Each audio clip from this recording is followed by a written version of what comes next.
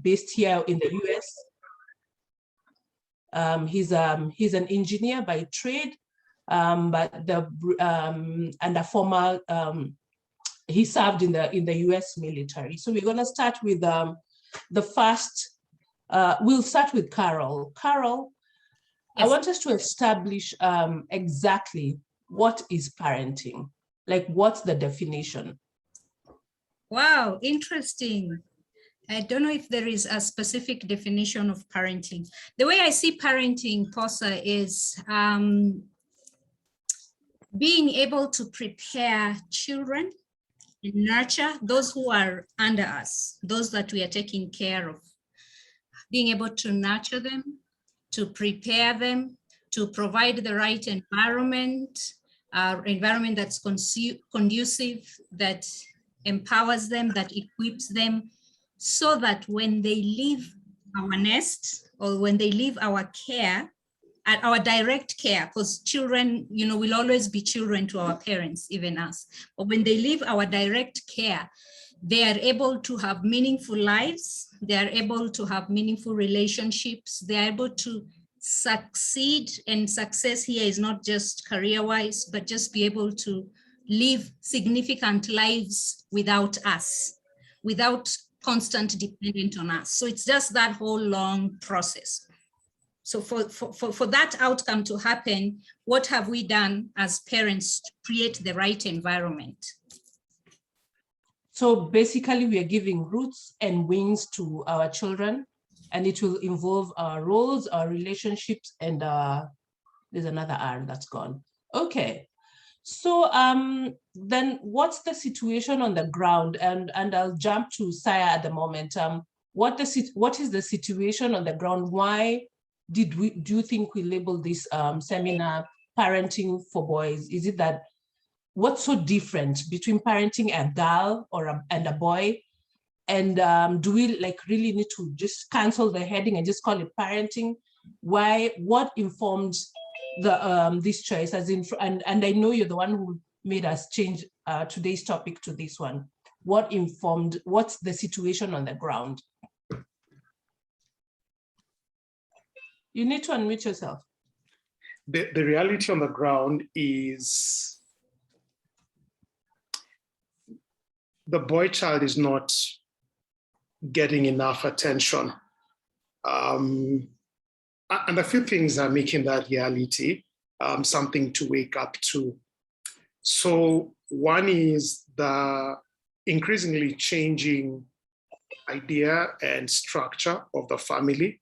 So I'll give like 2 or 3 for that first point, which is number one. When I grew up, single parent families were the exception, were not the norm.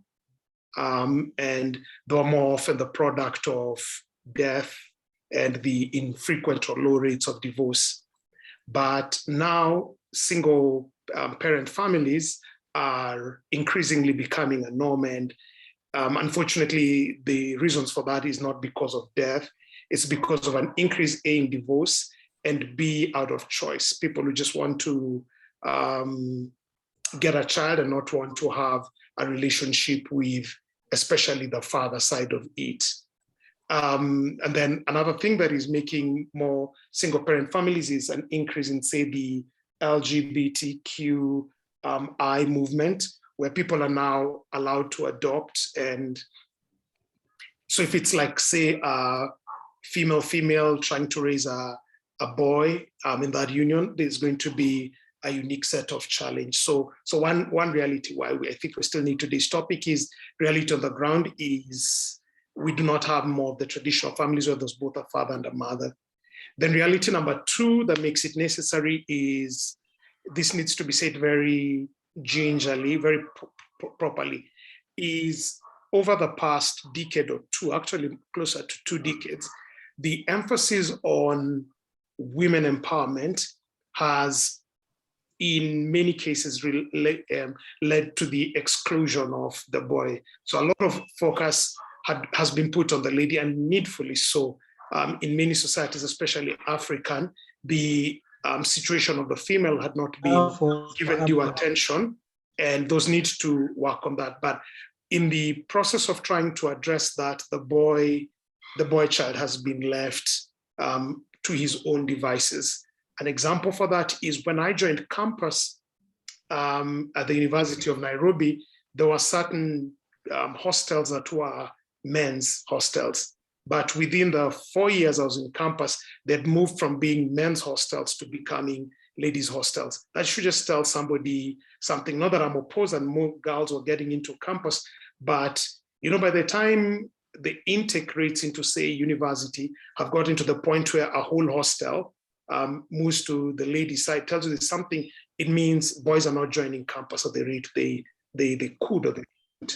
And yeah, in those days, the entry points, for instance, to join campus, you all sat the same exam, were trained with the same syllabus, but ladies' entry points into campus were different from boys' entry points to campus. And in societies like Kenya, where I come from originally, that attrition, campus attrition, then has down the road effects.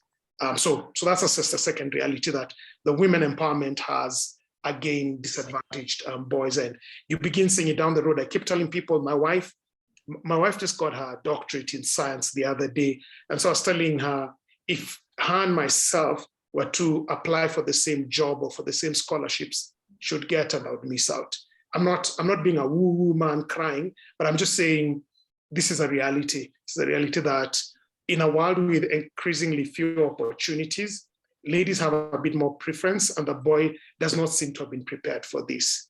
And then thirdly has been, the reason we need this discussion is the emasculation of the man.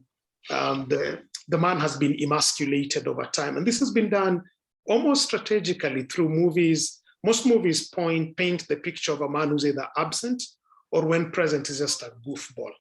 Okay, and that's a picture people have grown up with. And many other things have emasculated the man, and the inversion of traditional societies where you'd learn things from your uncles or from your grandparents are gone. So the end result of that is, especially for the boy child, they do not have mentors, they do not have role models, and therefore they're raised as though they have an internal compass or an internal toolbox that is meant to magically turn on. And therefore many are walking into situations, whether it's marriage or the work situation or the career pursuit or trying to run a home, all those kind of situations without clarity or without guidance at the end of the day. And so I think these three buckets of reality for me inform the need to have this discussion specifically for the boy child. So just high-level summary for those who have entered. The three buckets are So the three buckets are, the broad three buckets is A, the women empowerment that has disadvantaged men. 2 is the emasculation of the man that has left men without role models and mentors. And 3 is the change in traditional understanding and approach to family that has resulted in more single parent families or places where men do not have structures to be able to raise them up as men. Okay. Carol, do you concur with Saya, or do you want to give a different point? I actually don't have a different point. I think that he's very much on point in terms of, one, for me, what I'm getting a lot as a parenting coach is most of my clients are single moms, parenting alone, and many of them parenting boys. So that highlighting of the structure, the change in family structure is very much there. There's an Sorry, let me hunt. No, I'm hunting for the person who needs to mute. Yeah. Okay. Yes. So I do agree. I do agree with Saya there that the family structure is changing, and for me, my practice is really being bombarded with single parents, mostly single moms, raising boys and feeling very inadequate, feeling completely out of their element with it, feeling so defeated, a sense of helplessness there. So yes, and like even when we were having these discussions, you know, we said, yeah, let's focus specifically on parenting the boy child. The other thing I have seen also is and again, we really have to be sensitive how we say these things, but they have to be said. You know, there is an ease with the girl child in terms of expectations as opposed to the boy child. So, for example, when a girl becomes rough, you know, and maybe they're being bullied and they become rough and they hit somebody and you know, they'll be celebrated. Yeah, you know, you supported, you defended yourself, okay? When a boy does that, same provocation, they are labeled violent and they're actually punished for it and they get into trouble for it. That's one. Another example is when a girl tries to make moves on a boy, 12-year-old, 14-year-olds, you like a boy, you write a letter, or you sort of just harass them, you know, just let them know that you like them. It's again it's seen as cute, you know, oh, how cute, you know. But when a boy does that, it's looked as harassment. And more often than not, discipline measures are taken against the boy. So there is an imbalance. And I think that has been allowed over time. And we really need to get out of that space and look at equality on a very fresh, reflect on how we are considering equality. Because of course, we all also know that girls are, when you're raising a girl when they are young and maybe they get hurt, we rush in to rescue them and to comfort them. But for some reason, when the same thing happens to a boy, they're struggling with something, they're struggling with a task, or they get hurt, sort of we hold back and watch because we want them to figure themselves out. We want them to struggle and be a man. So in very subtle ways, even us as parents have generated and continued to fund this separation between how we are raising boys and how we are raising girls. Okay. Dennis, I want you to draw on your experience because you've been in a very male-dominated life from Dagoretti High School to the US Army to the engineering. You've just been buoyed out. There's no term like that, but we will make it today. So you've been buoyed out. What is the situation? Is your reality the same as Saya's and Carol's? And as you're parenting your children, what are you doing differently? Yeah, thank you very much, Posa. You know, when I was in the military, I was an infantry. You know, the infantry are the frontline guys. We, you know, they call us the tip of the spear. And when I became a platoon commander, I noticed that in an infantry platoon, we don't have any female soldiers. So the female soldiers used to be tasks with, the only time a female soldier will join an infantry platoon was if she's a medic, because I only used to have medics who are female. And one day I asked my commander, you know, how come we don't have, you know, females signing up for such kind of, you know, frontline soldiers, infantry? And my commander told me, you know, they did a research and they found out that in the line of fire, if the soldiers are in the line of fire and each soldier knows what he's supposed to do tactically, if a female soldier was shot, all the soldiers will leave what they're doing and go to that one female soldier and compromising the whole mission. You know, and a lot of focus from these soldiers will be on that one female soldier's, her safety.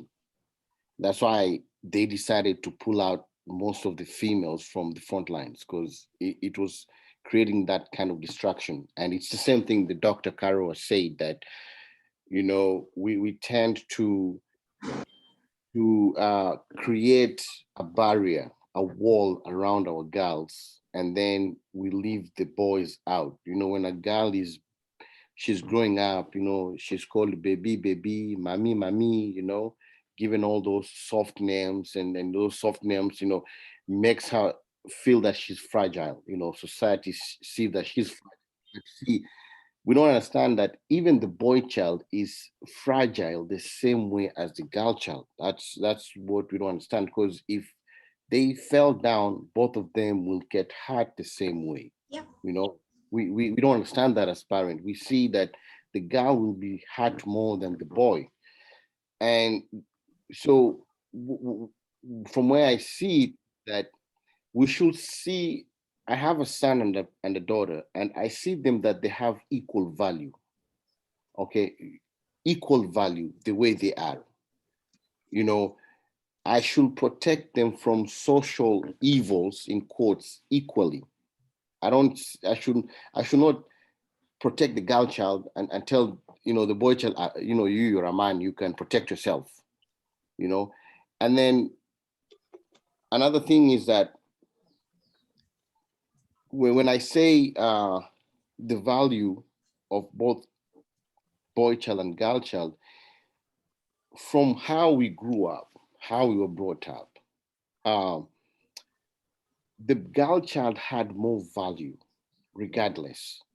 But the only time when a boy child had value is when the boy child was succeeding or was doing something great. That's when the boy child will have value. But if the boy child is still trying to figure out himself, which many of my age mates are doing, they don't have a value. But regardless, the girl child will always have a value. So the way I see it, both of my kids, I see them have their value being the same, regardless if one makes more money, will make more money than the other one will be more successful than the other one. It's the same value that we have to approach, that these children have the same value, regardless of their situation or their gender. And should I protect my boy from social evils?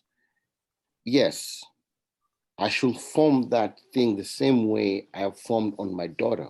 I should, it's easy for that time for us parents to tell our daughters, hey, which is okay. I'm not saying it's bad. Stay away from those boys. Those boys are bad. Those boys, they're bad company. But it's hard for a parent to tell his son, stay away from those girls. Those girls are bad. They will spoil you. The norm, it's the boy who will spoil the child, but not the boy will spoil the girl, but not the girl spoil the boy. And the only time when this changes is when you find this boy, he's making good money. Let's say he's rich. That's when the boy child will be having a value, and will tell the boy child, oh, stay away from those girls, because now he has brought something of value to the table. But if he doesn't bring anything, we don't care. So we need to approach that for me, it's approaching from the value point that these kids, they both have value to me and to the society and to the community. And that's why, as the doctor said, having single parent, ladies bringing up boys. As a boy, when we get to a certain age, we normally want heroes. A boy, you want to look at a hero. You want to look at Superman and say, I want to be Superman, like that Superman. That's what motivates us boys, somebody to look up to, who we can learn from, and who, he's a male figure like us. But when you're bringing up a boy in where there's no male figure, we will take anything that looks like a good male figure. It can be even the TV, the internet, anything, because we don't see how to be a man, what it's entailed, So that's why, for me, we need to see that our children, regardless of their gender or their situation or what they have the same value, and they should be valued the same way. That's how I'll approach it. Okay. I want us to go back and just locate the spot where we got lost as a society. And So I'm gonna draw on your history buff brain for this one. When did the rain start beating us? And we are gonna start, from where pre-Luanda Magere, well, before we immigrated to East Africa, whether we followed the Nile, we came from the Congo, or we came with the other Kushites, or we came to build the railway line as our fellow Asians did. When did the rain start beating us? And I want us to divide it into portions. During the Great Migration to East Africa, pre-colonialism, Ali Kenyatta reign, Moi reign, and then the latest, whatever. I just want us to go through that and find the exact spot when the rain started beating us. First of all, did we really have gender? What were the gender roles, and what did we fail to pivot when all these things were changing? Saya, I know you've interpreted that in your head. Just take it away. So we the structure of African society, I'm just thinking, I'm Bantu, so I easily follow the Bantu, but I also see the same with Nilotes, and I see the same with Kushites. Was there gender roles? Yes, there was. And the easiest place to answer that from is when you look at societies that have maintained their, even in these postmodern times, that are still living in the, a lot of their cultures pre-colonial, whether it's the Himba or the Maasai or a lot of the Cushitic communities that still maintain, you still can be able to see the gender roles being completely different and distinct. And the interesting thing is that the gender roles then were not seen as suppressory, but they were seen as through the lens of their survival. So, because in most of those places, the mode of survival required physical energy and some level of risk, the men did what appeared to be externally risky roles more, whether it's going to hunt or gather for hunter-gatherer communities, or went to raid for those that raided for cattle and stuff like that, or went to dig. Those risky, more masculine roles, risky, more physical demanding roles were assigned to the male. And then the nurture roles, or the growing roles, were more given to the females, okay? And that included, when the men were hunting and gathering, the women would receive the food and prepare it for a meal. The idea and thinking being, when you feed your man or you feed the males in your home, then they'll have strength to go and look for food tomorrow, and the community will be able to survive. The ethos we grew up with as an African people was not individualistic or self-centered, but it was more the survival of the community. And that is what we were. When we were immigrating from Cameroon through the Congo all the way to East Africa, that was really the role. The men played the role there of protection, and the rites of passage, the rites of initiation existed. There were rites of passage for women and the rites of passage for men. But what existed then was, it was time when the values and the expectations of what it was to be a woman or a man, so that it increases the survival chance of the community, were then transmitted. Africa is a very oral tradition. We did not do a lot of writing unless it was the Egyptian people, but a lot of our tradition was passed orally. It was during these rites of passage, during the storytelling in the night, during beer drinking, during wrestling matches. That's the point where values were passed and the roles were therefore reinforced.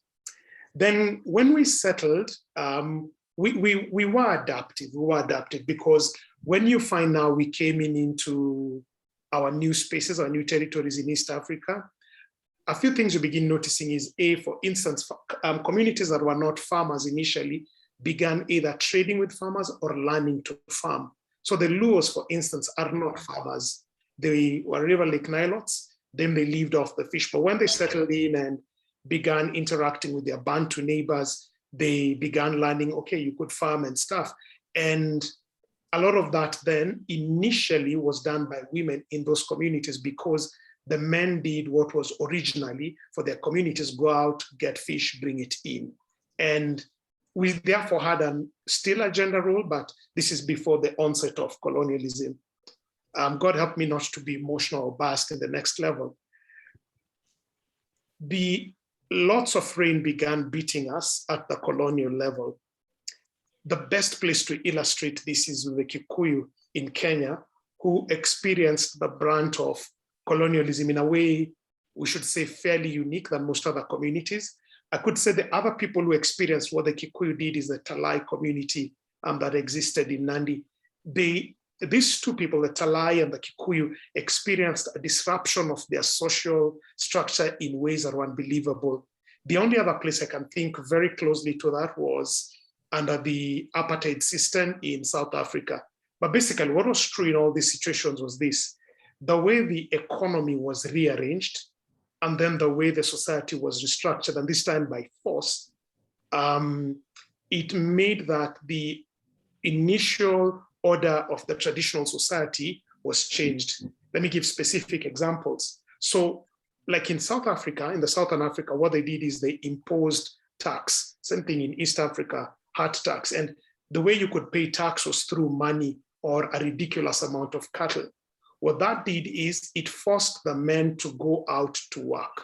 So they came from as far as Limpopo, areas of Zimbabwe, Mozambique, all the way to work in the mines. That was the way of them being able to do. Now, what that does is when you remove men from the society and you keep them away for a year or 6 months at a time, it means that oral tradition or the way of passing values begins getting broken. In Kenya, when you take the men and proscribe them either as Mau Mau or you send them away into detention camps, you still do the same. You deprive the society of male influence, and the men who remain behind are, let me use a very weak term, the weak men are the ones who remain, either the drunkards or the ones who really cannot be able to do much are the ones who really remain behind. But the most resistant, the visionaries, what are taken, and those who remain behind are either quote unquote useless or very weak or not respected. When this is carried on for the period in which we stayed in colonialism, 50, in cases like in SA for more than 100 years, there's an inversion that has happened within the society. And up to now, when you go like and hang out in the SA culture, like some of us have been privileged to do, you begin realizing the female there is powerful, is very powerful, and the male is still up to now struggling to get both their voice and their place within those societies. Respectfully, again, speaking to my Kikuyu brothers, you also begin seeing the same. The Kikuyu woman is a very powerful woman in a way that you do not see in other Bantu communities within, say, Kenya. I am Luya, and the Luya man is still very powerful within his community in a way that is very unlike to the Kikuyu woman. And the way you can trace back where that began beating them is the colonial inversion of things began beating. And sadly, we fought for political independence, but then we were not able to recapture the societal order, because then after that, we got into democracy and formal education and all of those things, which were totally foreign to the African way of doing things. And to get ahead, people dived fast in this. And what had happened is the thing we had when we were moving into East Africa, the thing we had when we settled in East Africa was long gone. And therefore the oral tradition, the emulating of your uncles and everything became more and more weakened as we went along. And then came along the first two presidents, the Kenyatta era, the Toroitich arap Moi era. Especially the Toroitich arap Moi era escalated us worse because our economic situation became bad, our expression space became less. And so to just get ahead, people had to begin pushing their children to boarding schools to just try and get good grades so that we could either get away out of the country or just get away to get more education and more money. And as a result, children spent less and less time with their parents. Parents spent less and less time at home. And as the economy changed globally and also locally, what that meant is the family as an institution became broken. Many children that generation were actually raised up with house helps who are largely female. And therefore the picture people grew up with about home and family became weakened and changed and everything. Now, when you add the influx of postmodern and meta-modern thinking that was allowed to come in through things like the TVs and the movies. People who initially had lost their African identity were then able to take in all of these other identities, and it made a bad situation worse. Layer on that, the global push for women empowerment that began largely during the Teacher at Moi time, and an already bad situation was made worse. So I really think if you were to signal a place that rain began beating us, it was the entry of colonialism. And from there, we never quite recovered. We tried to adapt in various ways, but I think we've been doing a patchwork of reform. That's a 10-minute run through too many years of history, and therefore there's a lot of nuance that is lost. I need to make that disclaimer. Wow. Okay. Carol, are you getting an aha moment? I am. First of all, I'm just getting a course on history in a way that I never really got, because most of the time it was a chronology of events, cramming the chronology of events so you can regurgitate it in school. So thank you, Saya. That for me is very precise, very clear, really, really brings the point home where we actually started losing it.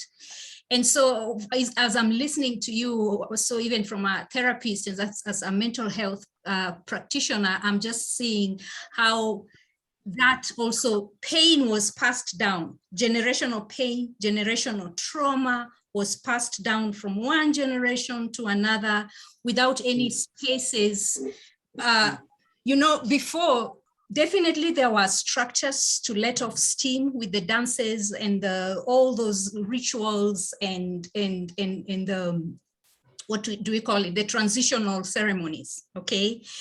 But then those were taken away. So we didn't have that. And because we are all human, what happens when you experience trauma is you suppress it. And then it still comes out, chomokas in different other ways. And so what I'm hearing, and I'm just like trying to make connections from now, my perspective is how that trauma was passed down, that oppression of men was passed down, and them not being able to express themselves as God created them to. And then that means that we have just inherited trauma, and we keep passing it on from one generation to another. That's one. And another thing is the loss of the social connectedness, loss of community. If there's one source of emotional wellness and emotional health for human beings, is being connected. So when we lose the community focus, in fact, in mental health circles, we say connection is the mother's milk for mental health. So if we lose the connectedness and we don't know where to get those connections that are meaningful, that are long-term, then no wonder we are struggling now. No wonder, not just as men or women, but all of us as a society, we are struggling with the issues to do with mental health. But I've had so many light bulb moments from your discourse, Saya, and I feel like going somewhere and just journaling it out so that it makes even more sense for me. I know. Yeah. Sai is a history buff. He amazes us sometimes. Hey, Posa, sorry, can I just chime in? Like, okay. Doc has just hit it on the nail. And when you see like the xenophobia attacks, for instance, in SA, it's letting out years of trauma that have never quite been resolved. When you see our own tribal clashes in Kenya, it is years of trauma. And you've just said it brilliantly, because just think every African country, what did we do? We got independence, and then the next thing is we began either accumulating or trying to rebuild and stuff. There was never quite a process of healing. In African culture, when warriors would come back from war, there'd be a bloodletting thing to just try and get that trauma off. Then they'd have their dances, they'd have their what. And thanks, Doc, you've made me understand some things. So I've been trying to understand why when you travel in Africa, the south you go, the better the singing gets and the more expressive it gets. And I think you can tie it exactly to that. The the Southerners were colonized the longest, Zimbabweans, South Africans, and their struggles for independence were really bloody. And for them, they sought to release the pressure through religion, and their worship served two roles. So when they worship, they are worshiping God, but then when they are worshiping, they are also protesting, simultaneously. On the contrary, when you look at we East Africans, we are more subdued. Our ways of expression are more held back. They are more, and when you look, we've never quite then been able, there's a lot of trauma that is not being able to go through. So thanks. I've also just had a class and an aha moment right there. Back to Posa. Okay. Yeah, I know, because your preacher side can come out. Dennis, do you also have an aha moment? Because I wanted to focus on what Carol has brought up. That's a whole chapter, but we are gonna focus on that, because I hope you're getting it. I know I've seen someone put a light bulb. I know we are trying to get there, and we will try to undo, because if we don't learn from history lessons, we are bound to make the same mistakes. So that's why I put it in the lens of trying to understand our history and how we got here, so that we can undo that. Okay, Dennis, did you have an aha moment? Yes. For me, let me bring it from a different perspective now, what Saya said, and try to do it in a more, to separate the meat from the bone, in a more microscopic way. That, like Saya said, when it's natural for any society, any community, and again, I'm picking up from my military experience, when a society or a kingdom conquers another kingdom, once they conquer that kingdom and they take over everything, the first people to come in that new conquered place are the men. The men will come in, they will survey the area, they'll make sure that the enemy is gone, that they understand what's going on there, what's the gist of the area. And once they're comfortable, now they'll call in the children and the women, right? That's normal, So think about this way. After independence, we had conquered, in quotes, the white man, took him out, right? So there was a vacuum of administration, power, everything. And the first people to go in were men, as normal. So think about it, we have conquered now. We have this man coming in, the likes of Tom Mboya, Jomo Kenyatta, those Builder Kagia, those early guys, the founders of our nation. They call them the fathers because all of them were men, right? It took time before women started being seen. So everything was geared to the men. So when a lot of Africans got now, okay, there's this thing called formal education that we can take our kids to school. Now, this is the generation of our fathers and our mothers. The boys were the ones who were taken to school first, and the girls were let to stay at home, right? So the boys started getting the advantage because it's a conquered system now. Let's take the boys first and see it out. So the girls were taken home, the boys were taken to school. Now, as Kenya was trying to grow up, it reached a point, like Saya said, there started being awareness of empowering of a girl child, right? So let's empower our women.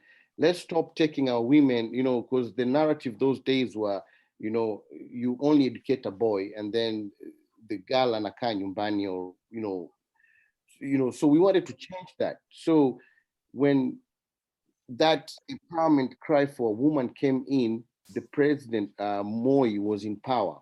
So what happened is that we started now empowering the girl child.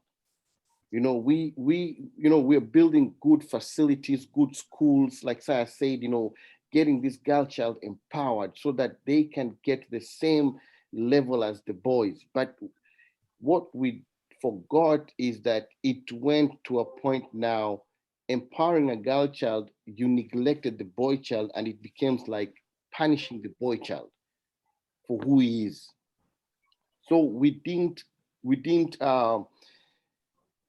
moderate it, we didn't draw a line. We kept on empowering the girl child, and then the boy child was neglected. Now we were thinking, the boy child will catch up because he's a man, he's a boy, he will catch up. We didn't know that this is a child like any other child. He also needs the empowerment. Now that's my generation. Now, when we become the point that we now have to be productive citizens in the country, you look at the boy child and the girl child, there's a difference. The girl child is more empowered. The girl child is more empowered, but the boy child is still clumsy. He's still trying to figure out himself because of the neglect he's been having. Now, the girl child is so empowered that, like Doctor said, you find single mothers raising kids because the fathers are not there. For whatever reason it is, they're still clumsy. They're still trying to figure out who they are. So after independence, it was made more magnified, whereby now we took one gender and ran with it and empowered it, and we forgot one key element, that it takes a boy and a girl to form a community, a society. We thought, the woman will do everything, but now we have reached a point like we also need the men. We also need the men to empower our children. We can't leave everything on the woman, because now it will bring a disruption of how the community has been fabricated and structured, like it was before the white man came to Africa.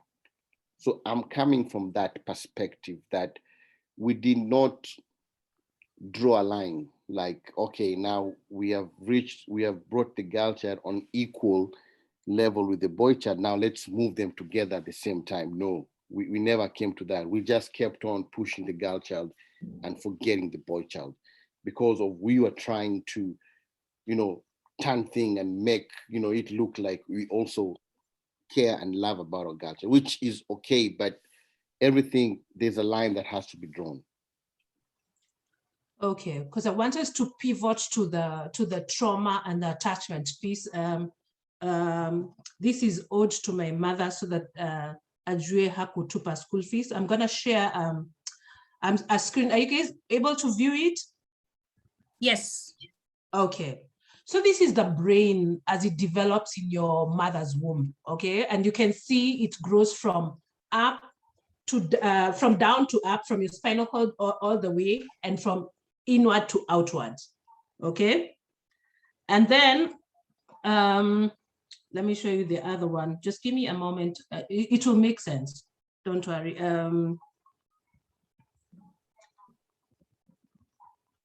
And this, I don't know if it's big, but this shows you the parts of the brain, like what each part of the brain functions. And the red part develops fullest last, and that's where everything is. And different parts of trauma are stored in different parts as we grow. As we keep growing, these different parts of trauma and how we experience life are stored in our brain differently. If you haven't watched the movie Inside Out, it's a cartoon. It's a Pixar movie. It's the most awesome psychology education you'll ever get. It's the best. It was done very well. And I want us to pivot to the trauma and attachment. And again, I'm gonna draw on Saya, your microbiology side. We need to I want us to talk about attachment through the life of a parasite. And we look at the life of a tapeworm. Forget all you know about a tapeworm and just listen to what Saya will say about a tapeworm and attachment. And Saya, I want you to talk about dead hosts in the end.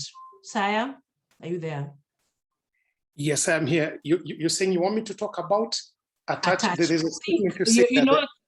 Think as a part, your famous thing of think like a parasite, but I want you to talk about Tinea saginata or Solarium, how it attaches, how it feeds, and what happens if it doesn't feed, And then you'll talk about highlighted cysts and dead hosts. I know you understand me because we get each other. Yeah. No, it will make sense. Okay, just start. So parasites have three basic ways of attaching.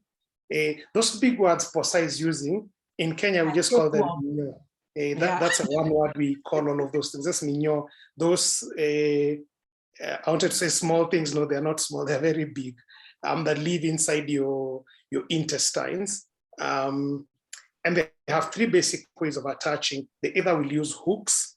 Okay, hooks, just think of a hook. So they have structures around their mouth or head region that are hooks, or they will use suckers, S-U-C-K-E-R-S. I know that's usually used as an insult, but just think of it in the English sense, like something that sucks and sticks in its place. Or the third way is they will use adhesives. Adhesives means they secrete things that help them glue to an attachment surface. So if you've forgotten all the big words, just think about hooks, something to hook on, adhesives, a material like glue to help attach, or suckers, the things that just help them to attach by sucking. So one of those is the methods they use. And what that does for them is, inside you, your body is not stationary. Even right now you're still, your body is not stationary. There's a lot of movements, okay? And those methods of attaching ensure that as your bowels are moving and stuff, they are not pushed out, that they can be able to stick. There's also one additional other thing is, they've also, with the attachment mechanism, they have figured out ways to be able to protect themselves against your body's defense system. They use a whole array of sometimes very sophisticated ways to just make sure that the body defense system does not either detect them, or they keep the body defense system so distracted that it does not come to them. My immunology teacher will fire me for the oversimplification, but I'm sure she will understand. When a parasite lives in a dark place for too long, it loses sight, it loses the ability to see. And the reason is because it doesn't need it.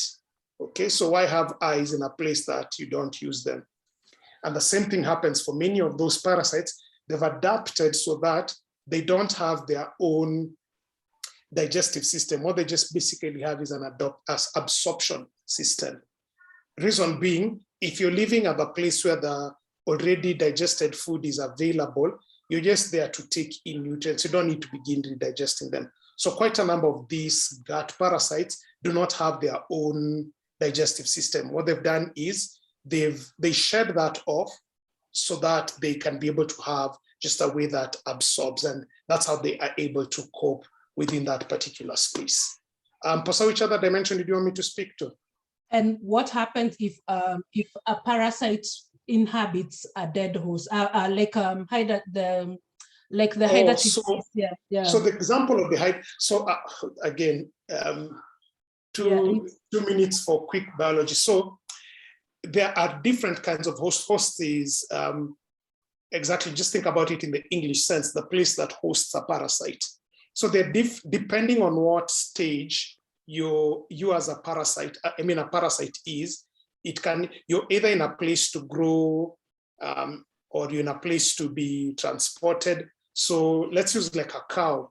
A cow is not the final place that a tick wants to be, but the tick gets some blood and gets a free ride until it gets to its next level, okay? Or let me use bilharzia. Bilharzia is the complex name we use for it is schistomiasis. So the bilharzia worms, they enter a snail, but the snail is not their final place. They don't reach reproductive maturity in a snail, but they stay in the snail as an intermediate host, working as they wait for a chance to get to the host where they will reach reproductive maturity, which happens to be a man or mammals. So what happens is when you're walking in a water that has the kind of snails which have the bilharzia worms in them, they crawl and they enter in you. And when they enter through your foot, they keep climbing up all the way to your lungs. Then they marry in the lungs. And then from the lungs, they go for honeymoon either in your small intestines or your large intestines or your kidney, depending which schistosomiasis version it is.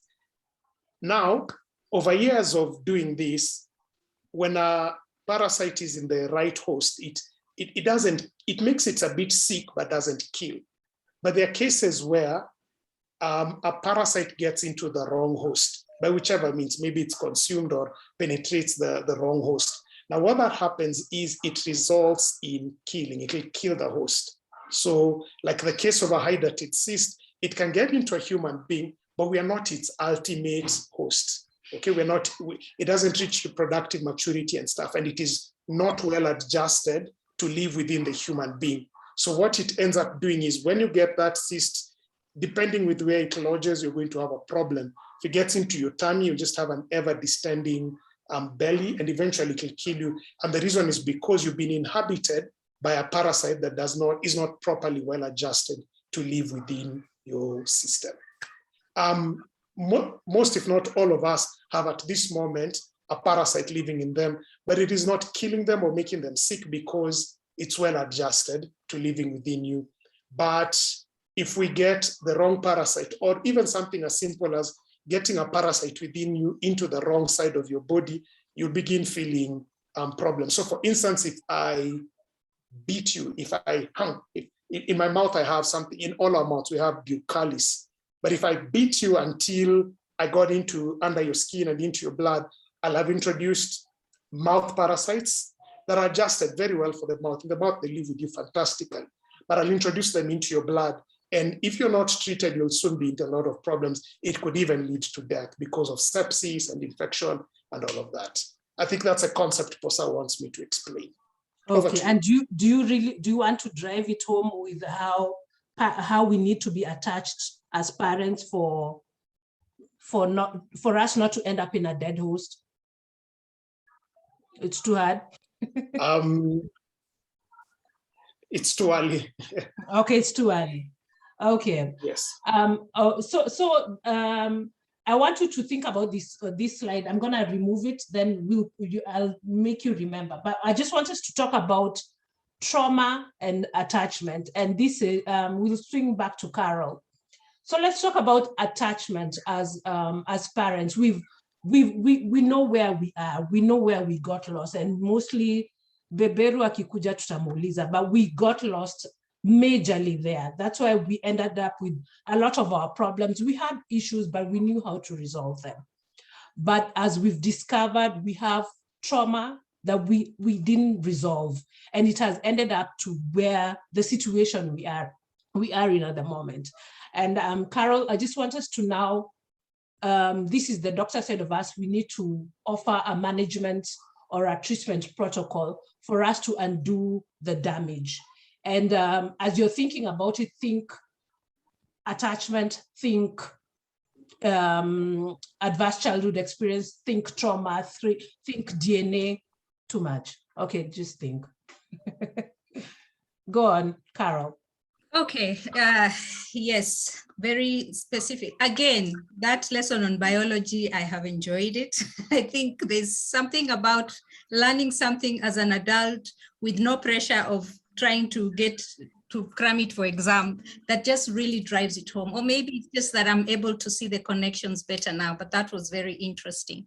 So let me just, in a very general way, just talk about trauma, and that is how we respond to events that are distressing to us, and different people respond to trauma differently. But one of the things that I'll speak more from a practitioner perspective, working with parents, and less from theory, because one of the things that I have seen with parents is once they get children and they're raising them, there's stuff that the children trigger in them, okay? The behaviors or the struggles that the children go through trigger unfinished business in the parent.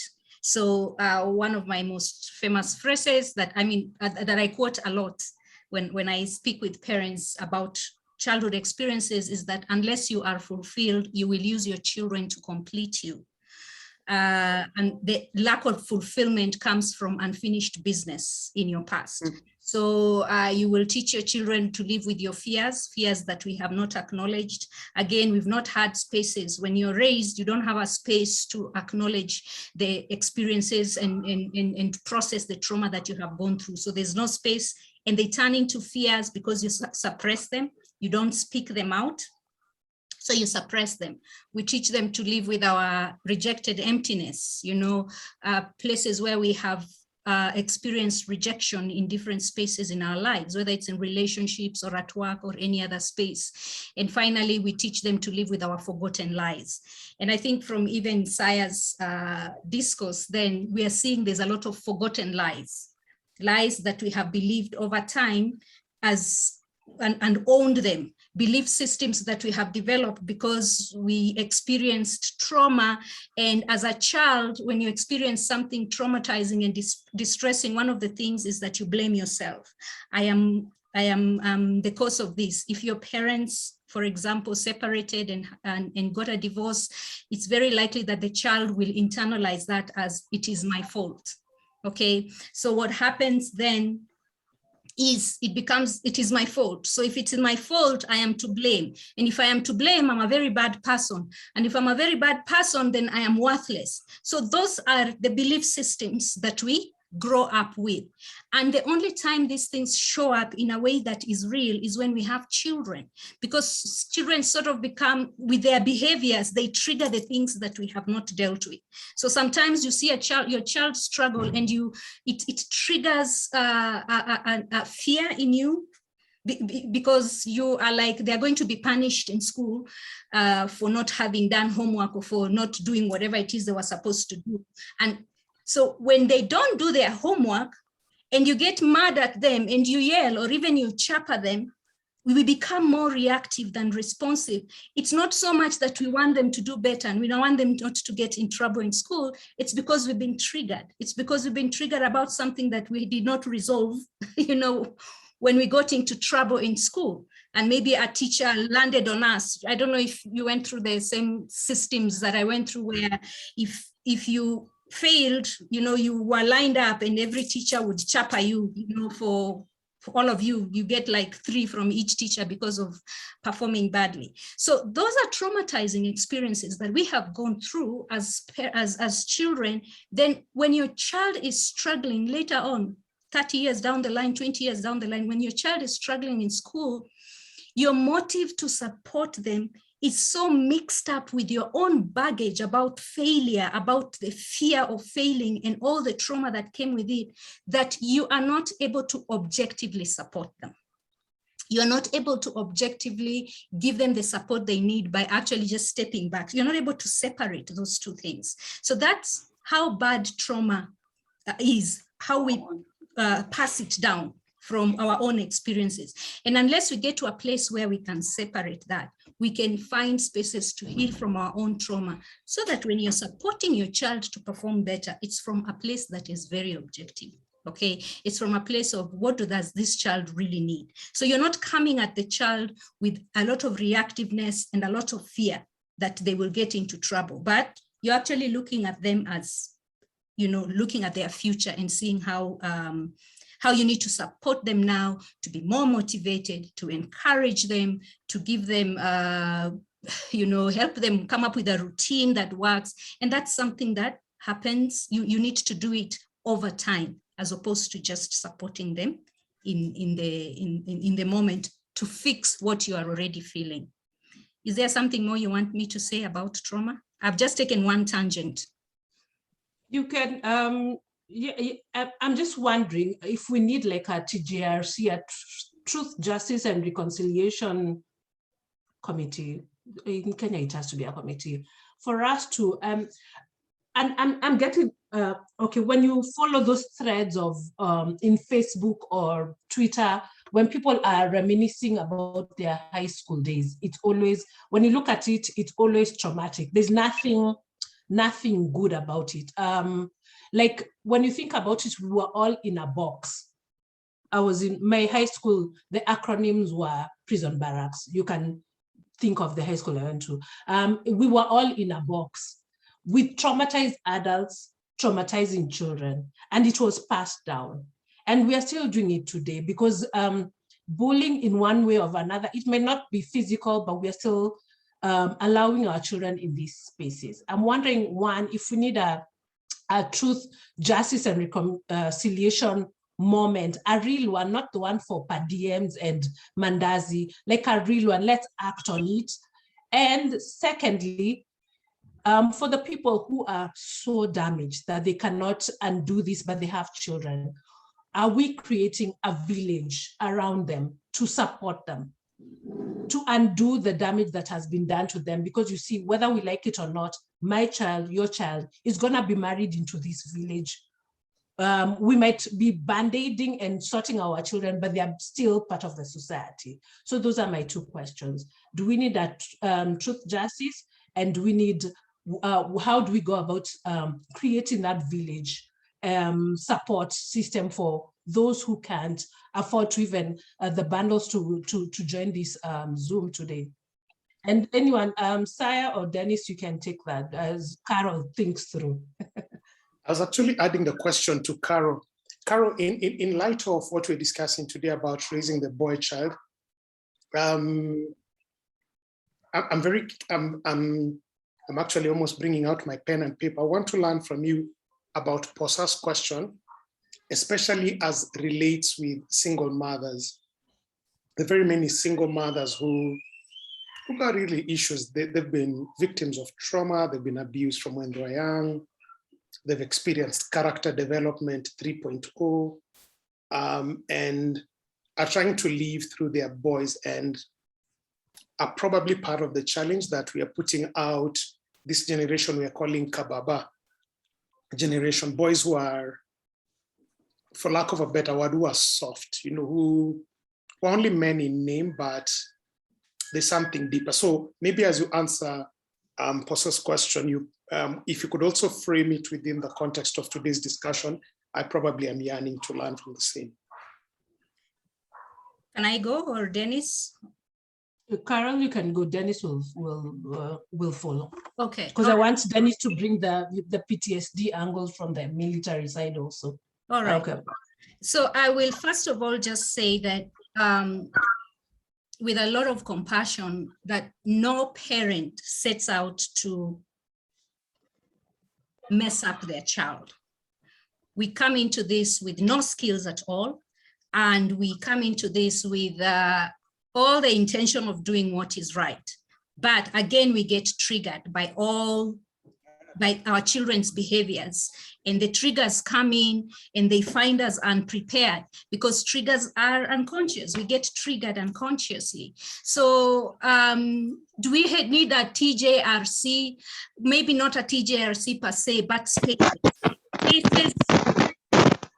Hold on. Yes, okay, spaces to unpack, spaces to acknowledge.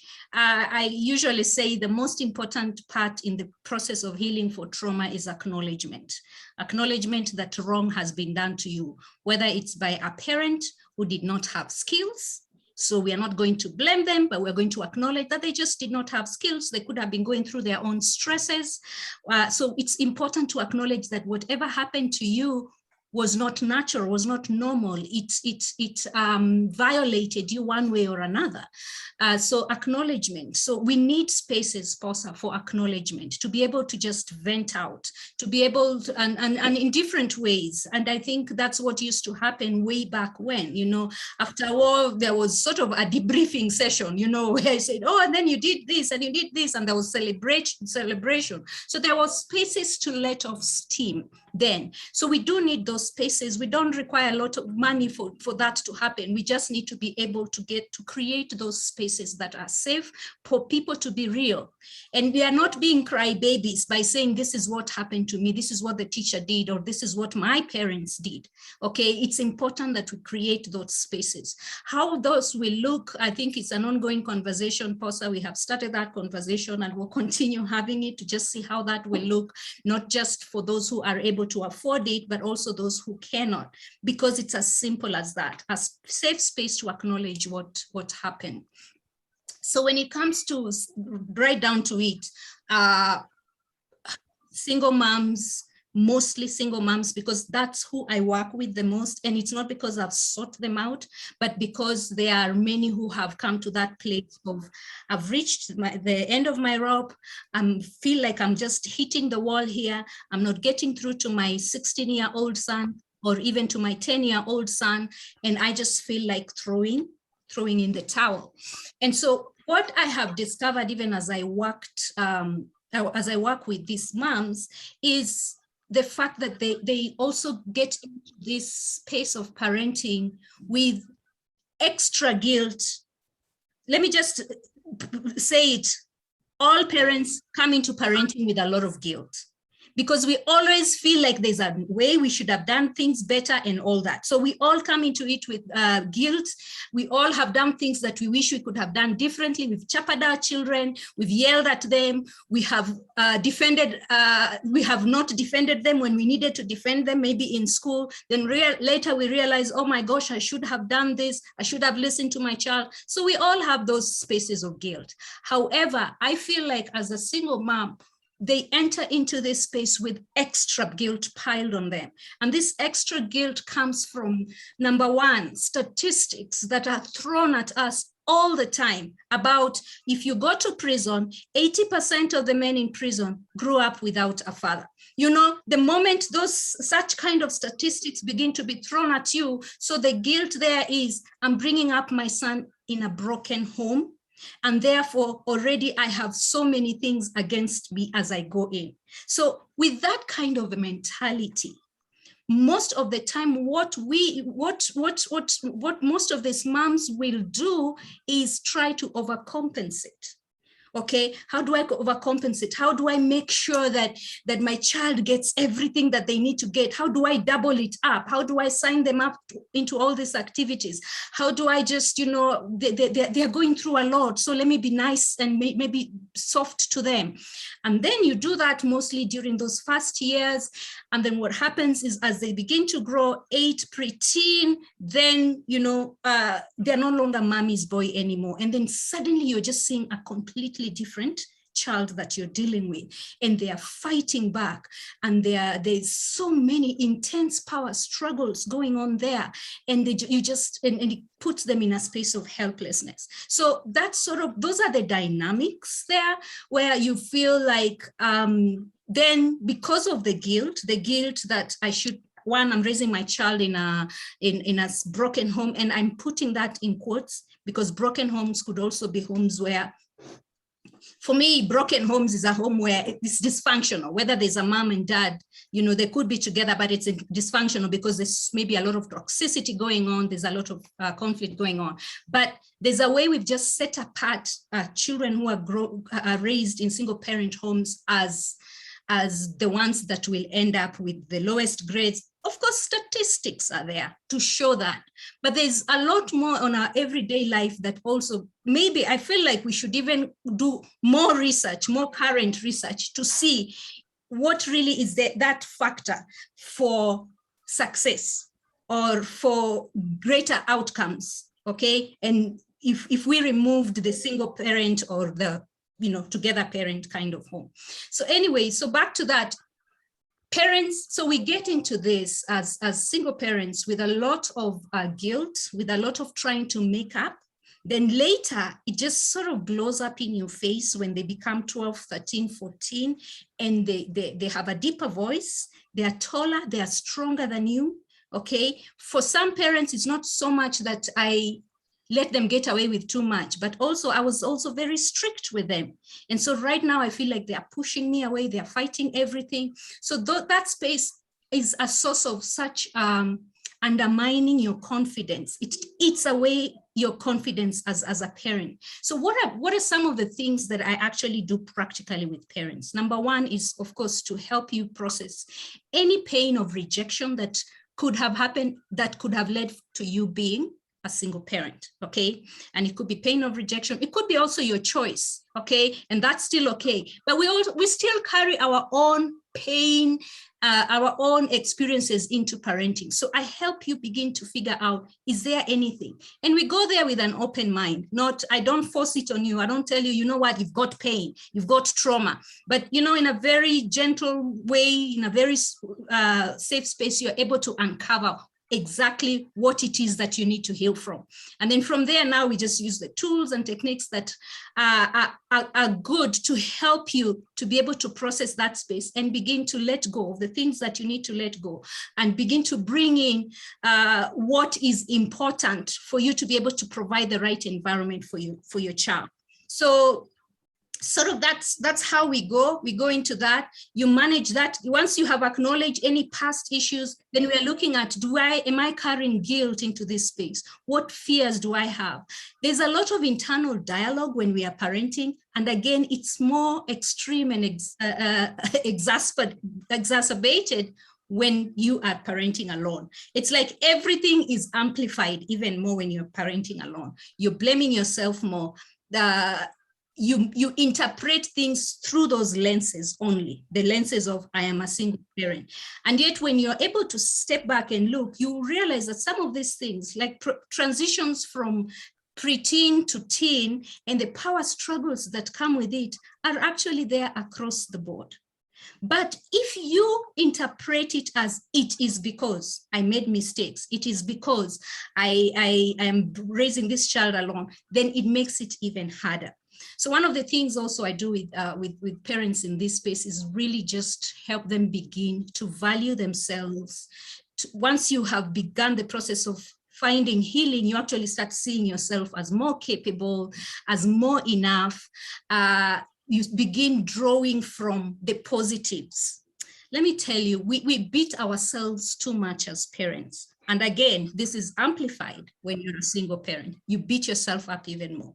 So to be able to just step back and breathe and see your value for who you are, find your healing, and then also be able to see the positives about your relationship with your son, because they are there. There are so many. If you're listening to me now and you're a single parent, just really start thinking about those positive aspects of your relationship with your son. And let me open it up, whether you're a single parent or not. As a parent, open it up. Just draw from the positives of your relationships, because as human beings, we tend to have what we call a negativity bias. And negativity bias just means that we easily pick on the things that are not working, and we lose sight of the things that are working. So to be able to just make that shift from a negativity bias to the things that are actually working, you begin to realize there are many. There are so many. And those are the things that give you strength, that give you confidence to now continue to work with this child. Let me take a break and see if anyone else can chime in, because I feel like I've just started. I have so much more to say. Okay, so my question, Dennis will go. Just let me ask a question, then Dennis, you can go. So my question is for you, Carol. Then should we have like parenting manuals or parenting classes like Ukibalege when you're ready to just and we can start this as early as 12 when we start menstruation, because things happen. Is it right for us to have to be trained to be parents early enough for us to appreciate all that's happened to our life? And we might go either way. You might parent with someone else, or you might end up parenting alone. Should we start having these classes early enough? I would say, Posa, that because not everyone will end up being a parent, I would say that what we really need is what we are lacking in our curriculum, in our education system, is a focus on emotional management. socio-emotional learning. That's the word that's used a lot, socio-emotional learning. But just one of the biggest spaces, topics there is self-awareness. Self-awareness is now being able to figure out, is there something in me or in my past that that could have affected how I'm behaving now? So just being able to understand ourselves better is something we need to learn right from the start. And I think that we raise girls to learn to be more self-aware. We let them talk about their feelings. We let them express themselves more than we don't create that opportunity for boys as much as we create it for girls. So do we need parenting classes at age 12? My answer is no, but do we need some sort of training in our emotional management and all that? Yes, we do. We do need that. And then, because it's going to make us wholesome people, it's going to make us empathetic people, so that we're going to be better in relationships, whether it's romantic relationships, whether it's with our partners, and also when we are relating with our children, when we have children.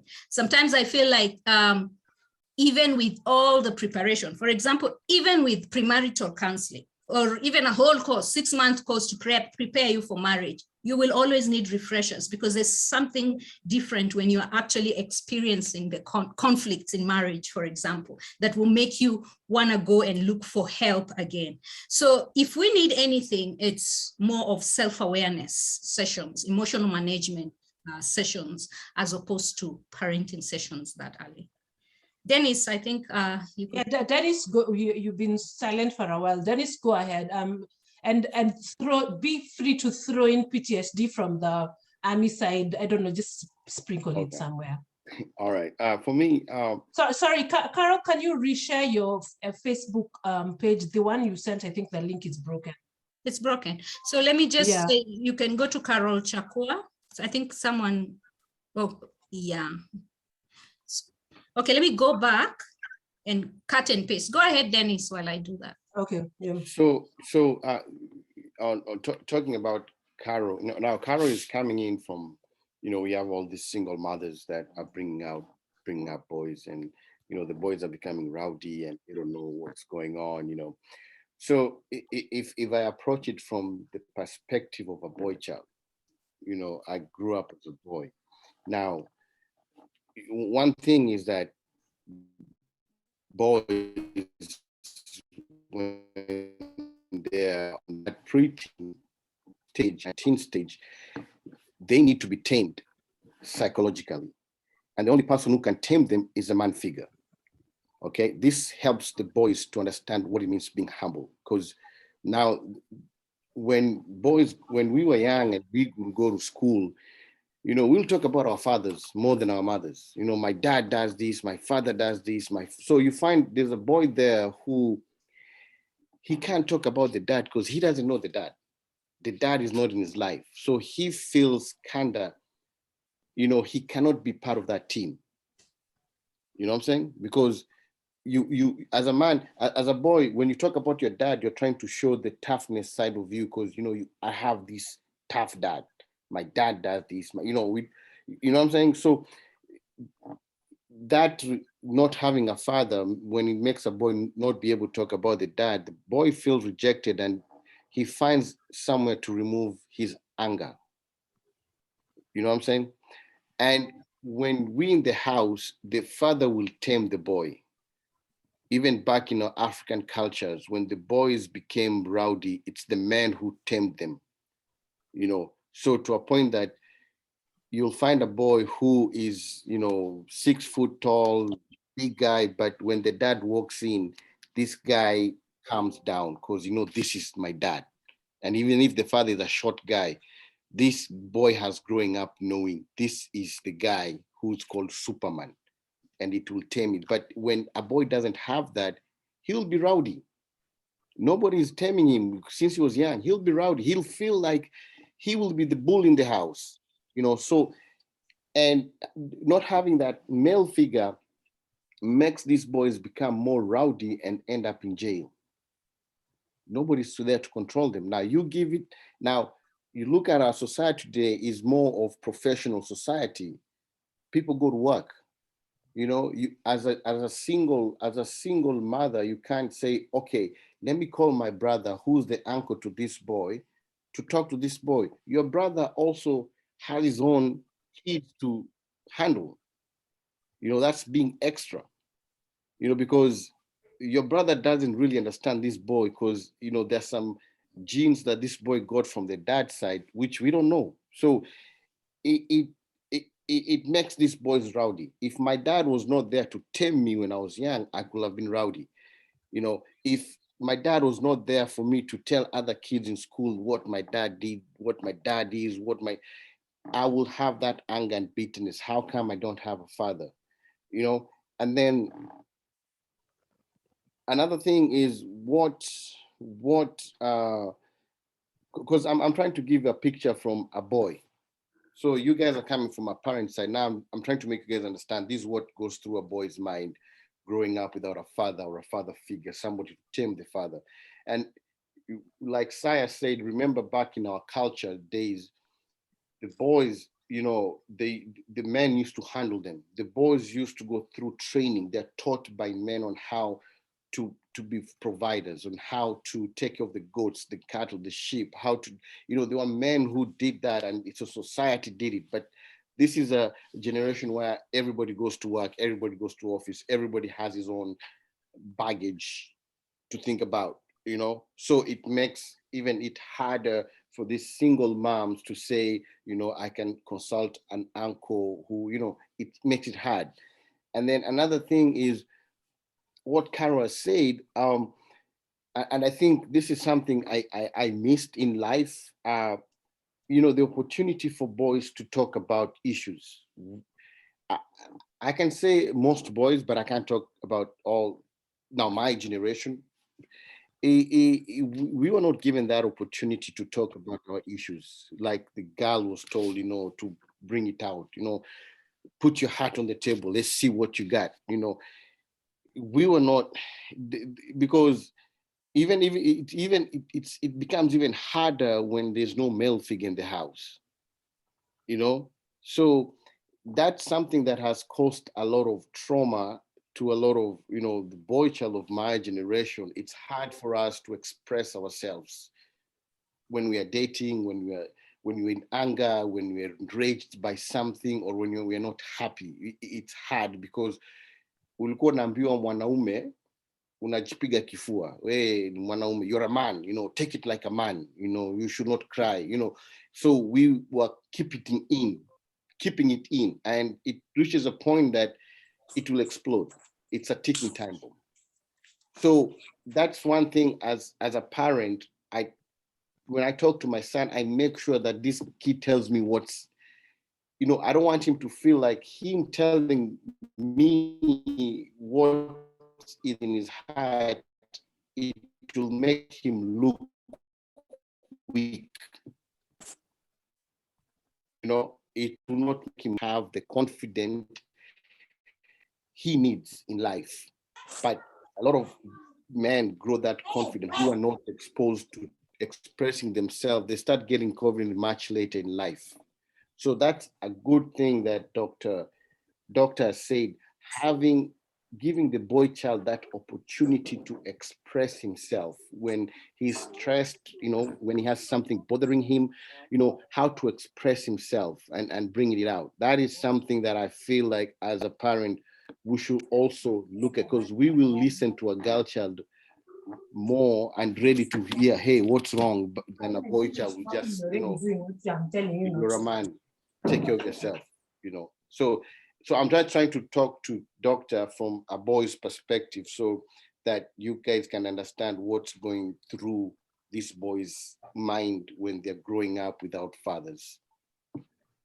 Okay, thank you, Dennis. And that's why I put up this slide. And you can see we need to, what you call taming, which is to regulate the child. Once you regulate the child, then you can relate and then reason. In Kenya, we want to reason, and it's reason with our fists. Then we jumble up this pyramid. And what Dennis has, as other people have commented in the chat, what Dennis is bringing up is important, because we need to see it from a boy's point of view. Let me give a personal experience, something very tiny. When my husband first immigrated to the States, and before the correct paperwork was done, I was left with my children, a boy and a girl. And it was me, my sister, house help, and my daughter, and one boy. So we all peed seated, right? So my sister and I were noticing my son was peeing seated, and we're like, he needs someone to help him, to show him the correct thing to do. And of course, I called upon Saya and my other brother, Samo, to come and show him how the deed is done. And this is part of what I'm calling the village, to help these the single parents who might need a male input. No matter what we say, the XX, there's something that the XY needs from fellow XYs that they need to input into the male, whatever. There's no way I would have known how to pee standing. And so I had to ask, to call my children's uncles to come and help him. So I'm just, a part of my truth and justice reconciliation was to ask how we can create these villages around our single or disadvantaged parents. They could have both parents, but they're unable or incapable of taking care of their own children. And I just want to tackle like the two comments that were someone put on the chat. And one person said the way the boy child has been brought with the various traumas and he's hardened, it pays off at the end. And the girl child, and the girl, what was it? I think it was Salami's comment, I can't remember. Like it's to their own advantage. And I beg to differ. In marriages, we are seeing this end result of these traumatized, neglected boys. They're not making good partners. They may look very good in the boards and in companies, and we've seen, unless you're blind, you've seen the Twitter and the Facebook issue that happened last week concerning some members of the XY community who are very famous.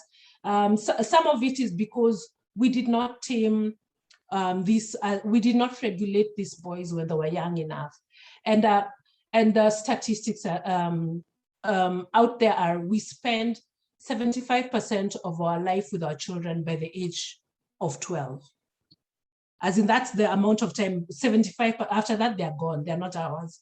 So, and by 6 years, they've like formed their mind as who they are. So I think we need intervention early in their lives. And yeah, Carol, I just want you to comment about that. Okay, everything that Denny said and what I have blabbered about over here. You're mute. Okay, I said that was a blabbering poster. That was very directional and helpful. Yes, I think that we do need to acknowledge and accept that the way God designed childhood and upbringing is that there's a male and a female, male and female figures to nurture, because they both bring different advantages. They both bring, contribute to the upbringing of the child. Having said that, then I think that, again, because of working with a lot of single moms and seeing the guilt that they get into there, sometimes they're in such a rush to get a male figure, and that's not necessarily a partner, but trying so much to get male figure here, male figure there, pushing your children to interact with people who may not have the best of the child's best interest at heart. And how we develop emotionally as children, the emotional well-being of children is primarily as a result of adult figures in their lives that are committed to having a relationship with them, not being thrown at them to do something about it. So first and foremost, yes, there is space for you to get a male figure and male support for your child, but find your own healing first. Like, let's not be in a hurry. Okay, find your own healing first. Find your own stability first. That way you even attract the right people into your child's space. And also what I have seen along, even just my own observation in working with parents, is that it doesn't have to be one person. Okay, it can be different male figures in your child's life at different stages, so that we don't feel the pressure that I must get that one person who's gonna be everything.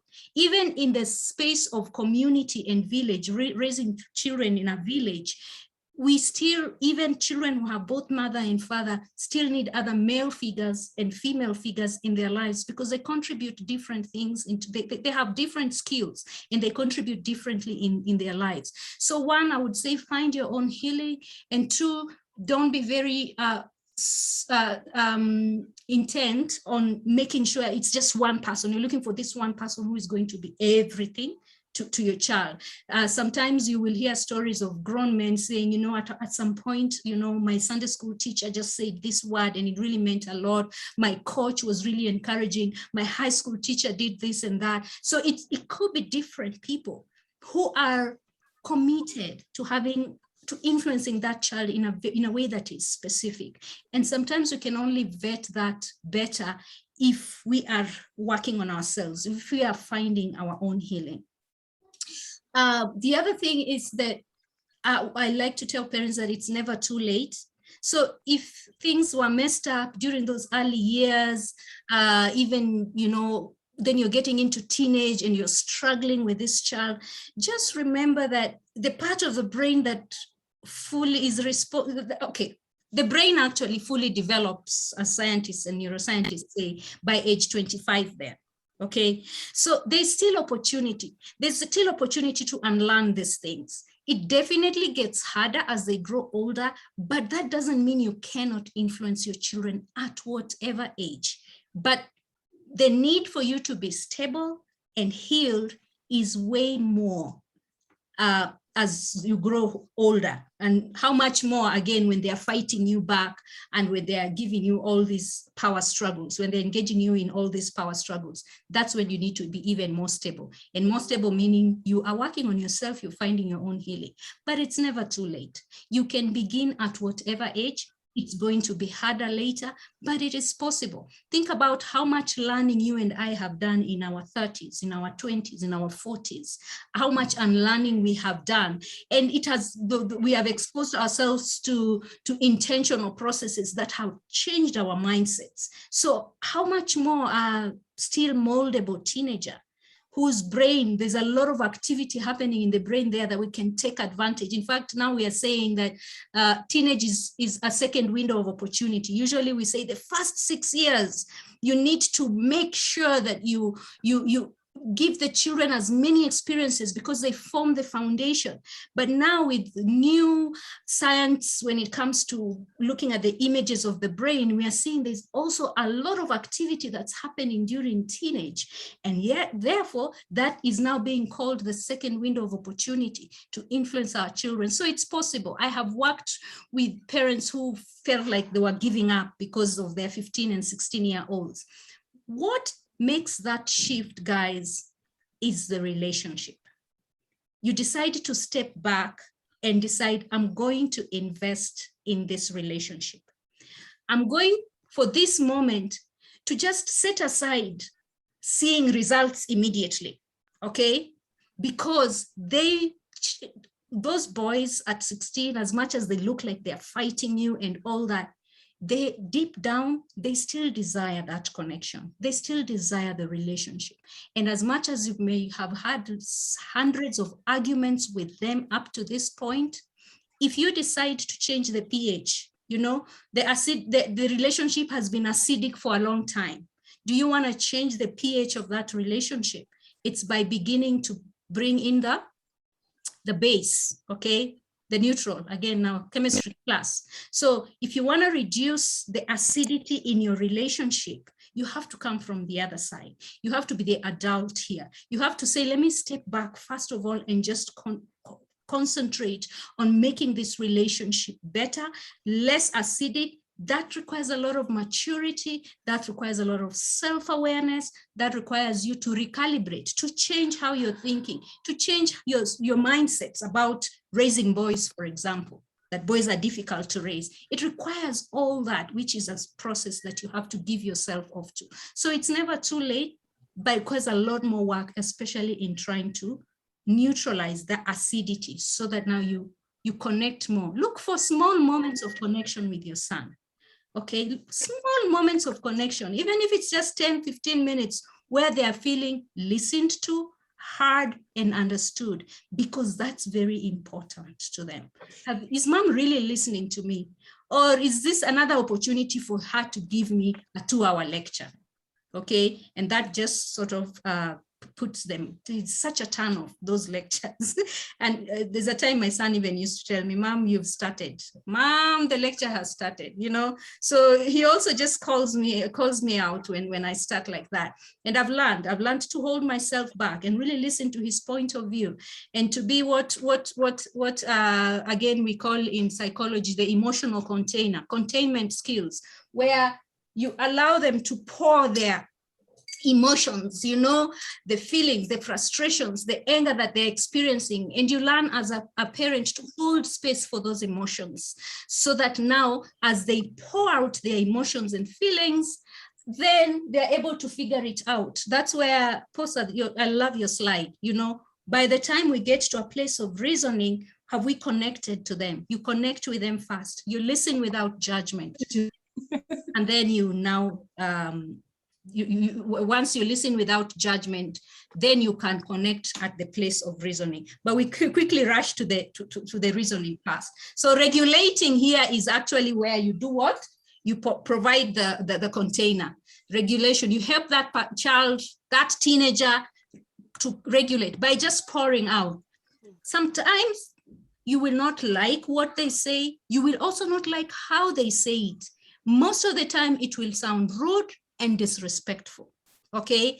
That is not the time to chime in and say, you better change the way you're talking to me. Because if you do that in the moment of them pouring out what it is they're saying, you're aggravating them even more. At that point, it's not about respect or lack of respect. We will talk about respect and lack of respect during a calm time, and you'll be able to explain that. But in that moment, just let it flow. Now, when you feel like you don't feel safe and all that, you don't have to sit there and listen to it. So you say something as simple as, I do not like the tone of your voice. This sounds very disrespectful, and it is not acceptable what you're saying, in a calm voice, okay? And so this is what I'm choosing to do. I'm choosing to walk away from this discussion. When you are calm and I am calm, we'll revisit this discussion. You're teaching them how to regulate at that point. So we don't have to do everything and get our outcome in that moment, okay? Because you're teaching them lessons. You're developing them to be more empathetic, and to be able to listen to other people's point of view as well, when the other person is also revved up and triggered. And then now you get to a point of relating, okay? So we must relate and connect with the child through an attuned and sensitive relationship, okay? So that's where now, as you're helping them regulate, then you're also making a moment of connection. It's only when you regulate and relate that you can actually reason with them. So let's not be in a hurry to fix these things. Let's make sure that we are working on the relationship. And over time, then when our children feel connected to us, then they listen to us more. Yeah, because it's Sunday. Galaxy A70. Okay. Yeah, they listen to us more when they feel connected to us and we're trying to understand it. Let me take it back to you, Posa. Okay, I just want us to, because we might forget this. Let me just put it up.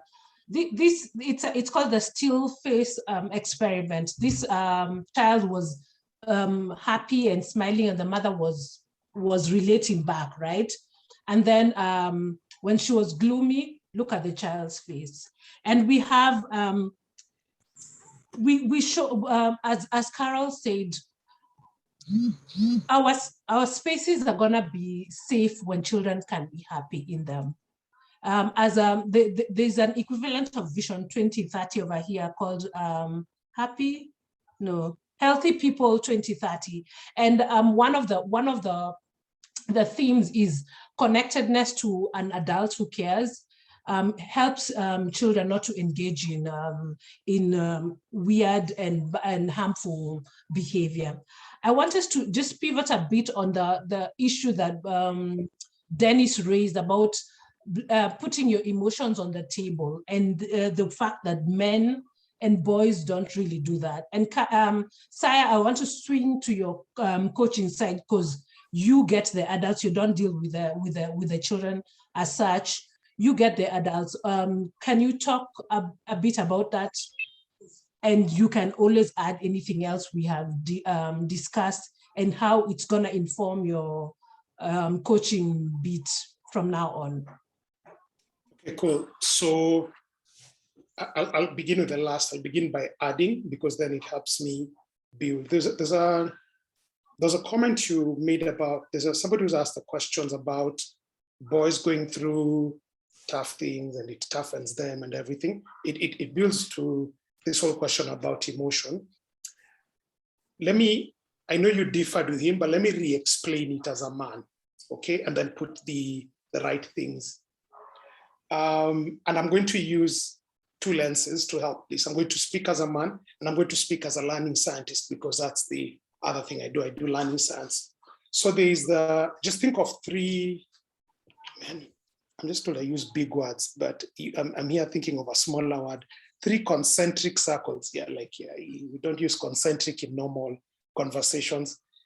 So a circle in a circle in a circle, that's concentric. And the innermost, the smallest part, is called comfort zone. That's the area you are now. That's the area I could wake you up at night anytime and you do it, whichever area. Just think whether you're a medic or a psychologist or a soldier. I'm using the people on the call. That's a comfort zone. That's where you are now. It's your zone of current competence. And then think of the outermost circle. That is circle 3. That represents the thing which I've asked you to do now. It would be extremely overwhelming. So if, for instance, I asked Chakua to build me a rocket tomorrow, she would in exchange give me a free counseling session, because she'd strongly believe that I'm under the influence of something strong and illegal, because it's too much to ask her to leave from into building a rocket. It's something that is overwhelming. But then between these two places, between your area of current competence and your area of overwhelm, there's an area where growth, that's where the area of growth really happens. It's called the zone of proximal development. The zone of proximal development. That's a place where you are able to grow. If you remain in your current area of comfort, you'll become stale with time. You'll not be adaptive, you'll not change, you'll not add any skills. If we ask you to operate within the area of overwhelm, you will give up. You'll be like, that's too much, I can't do it, I quit. But then people need to step into the area of proximal development. And because we're speaking specifically about the boy child, I feel the question that was put on the thread, the thing I pick, the voice behind it, is we're having a sort of parenting that has either operated on the two, that has expected boys to do men things, which is making boys overwhelmed. And the way overwhelmed boys behave is they sleep around, they break hearts, they drink, they go to the parties, they do all those things that make them try or compensate for that overwhelm they are going through. Thanks, trust us, so I need to bring it up. And then there are the boys who've been pampered and padded in, all within the zone of the inner comfort zone. And these are what we in Kenya call the kababa generation. They're so well padded that they've not built the resilience, the muscle, the awareness to be able to function in a real world. So I think the concern there, which is a perfect place to segue to the emotion discussion, the concern there is, how do we make sure that we're not throwing boys into the overwhelm or men into the overwhelm, and at the same time we're not smothering them in the comfort place? And the answer is we need to put them in the zone of proximal development. Within the area of proximal development, two things need to be in balance. One is challenge and support. Now, this is my water bottle. The fact I'm carrying it, it's half a liter. I'm a man, and so I'm able to carry this weight very easily. Okay, so there is enough proportionate effort to the challenge. The bottle is the challenge. My muscles are putting in the effort. So when there's proportionate effort and challenge, I'm able to do it well. That's growth. But then there are cases where if I'm trying to lift this and my loving wife or my friend comes and also tries to help me lift the bottle, that will be too much support for so little a task. And the muscles, physical muscles, as well as emotional or learning muscles, grow and develop with use.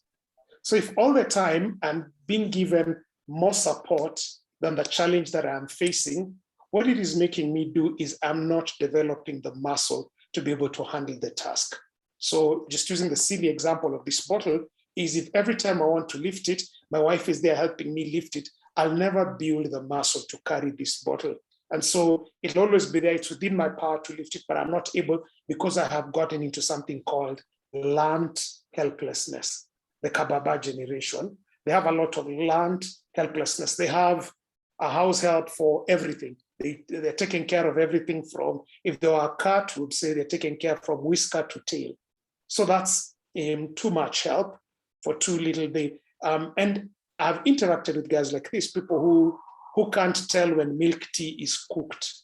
So if you kept them in charge of milk tea, it'll pour, because they don't know milk rises. You know, everything for them was always done for them.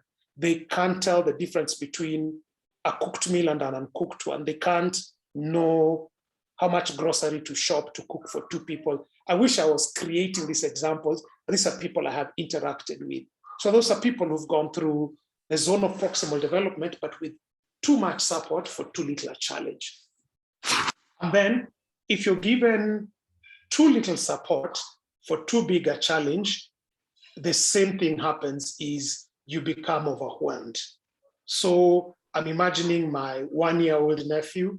If I give them this bottle to carry, it's going to be difficult for them. And especially if it's full of water. So I need to give them some amount of support. But if I'm there saying like, me, I'm a man, this is also a man, even if it's 1-year-old, and I don't support them, the child will soon not be able to lift up this bottle. So I think what Chakwa has been explaining, I'm now just re-explaining almost the same thing, but now using learning science language, that I think what we need to do as we go through regulate, relate, and reason. I can always put it up. Yes, as we go through those three things, it is creating an environment where learning that can grow will happen. So what do I think practical that looks for boys? It means let the boy go out with the father, and when the father is, or that male figure in their life, and when the father is removing the tire, fine, at 5 years old, that child cannot roll the tire or the wheel, but that child can pass the jack and they can see how the jack is done. And as they keep growing, they'll be given more responsibilities, and soon they'll be able to be the guys who are handy around the home. Let them sit around the table when planning is being done. Let them be taught what it means to be a gentleman, what it needs to be resilient. And by so doing, you're giving them enough challenge, but again, with enough support so that they build their own muscle and they grow to become their own men. They're right. Now, emotions. So partly, men have been unable to have a good or healthy relationship with the emotion because in the first place, we've had a very unhealthy relationship with the scenario I've been explaining. We've not known how to grow. And this, of course, goes back to our trauma. It goes back to the question of the breakdown of our society, because when our society used to function, warrior, you're not just born and you're 10 and you're expected to be a warrior. No, warriors were grown. You're given enough challenge during initiation. You're taken, and so by the time you're 18, you're a warrior. You've been trained through that. But of course, all of that has changed. So just going back to our trauma, our breakdown, and everything, we've not been able to have a proper system where people go through their zone of proximal development. And as a result, they don't have a good relationship with the emotions. Emotions, if you've done any driving or flying, emotions are the lights on the dashboard. Those lights don't exist as an end to themselves. They tell you about something, about the functioning of the craft, whether it's an aircraft or a motor vehicle. So when you see the E light going on your dashboard, it doesn't exist there in itself. It tells you you're out of fuel or you're running on low on fuel. When you see another light, it will tell you there's something wrong with your coolant. That's really what emotions are. So when you're feeling angry, when you're feeling frustrated, when you're feeling nervous, those are dashboard lights going off, okay? And God, in his mercy, has designed us in such a way that as these dashboard lights go off, they are an invitation for us to begin understanding what is really happening under the bonnet, or to use American language, what's happening beneath the hood.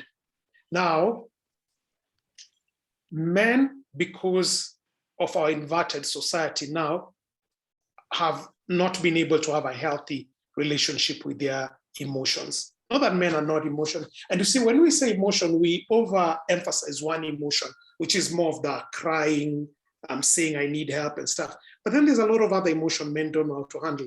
Men don't know how to express frustration very well. Men don't know how to ask for help very well. Most men don't even know how to express joy, in its full, complete sense. They'll do meat, they'll drink alcohol, and that's how they express their joy. But it's not in its fullest expression. So number one is to understand that where this challenge is coming from, we've not had a proper way to grow. The number two is to remind the men that, hey, emotions are not bad. Emotions are dashboard lights, and I've used very masculine examples from cars or things. So they are simply lights on the dashboard of life that are telling you something more deeper is happening beneath. Then number three, there's a tragedy I almost see that wants men to express or relate their emotions the same way women do. If that was God's order or design, then he wouldn't have bothered to make them men and women, okay? There's something about how men engage with the emotions that is different from how women do engage with the emotions, and it is okay. I think in a society where we think different is bad or different is suspicious, we want men to act as women or women to act as men, which is a problem. But what is not okay, so it is not okay to ask that men should express the emotion the same way women should do. That I don't think is okay. But what is also not okay is that men should therefore not express their emotion or express them in ways that are healthy.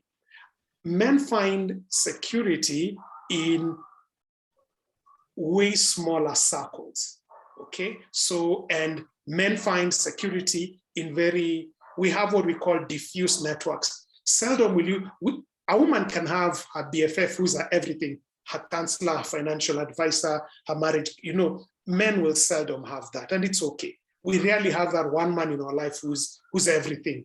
Okay, we have our coach who goes with us through soccer and everything. We have our spiritual guy who helps us understand spiritual things. We have our plug for finances who helps us deal with matters financial. And you know what, men? It's okay. It's okay to function that way. So you need to therefore understand when you're having emotional struggles, understand the source, but then have them that network. If it is an emotional thing because of something economical, please go get that economic thing fixed, and then make sure you also visit your spiritual guy so that you can be able to work through those sets of those sets of emotion. This whole idea of being stoic and tucking it in and imagining you're going to be well, no, it's not okay. Imagine at a physiological level, it is eating into you. It is distracting you. It is misdirecting energy. But again, it's not that you need to call a whole pity party on you.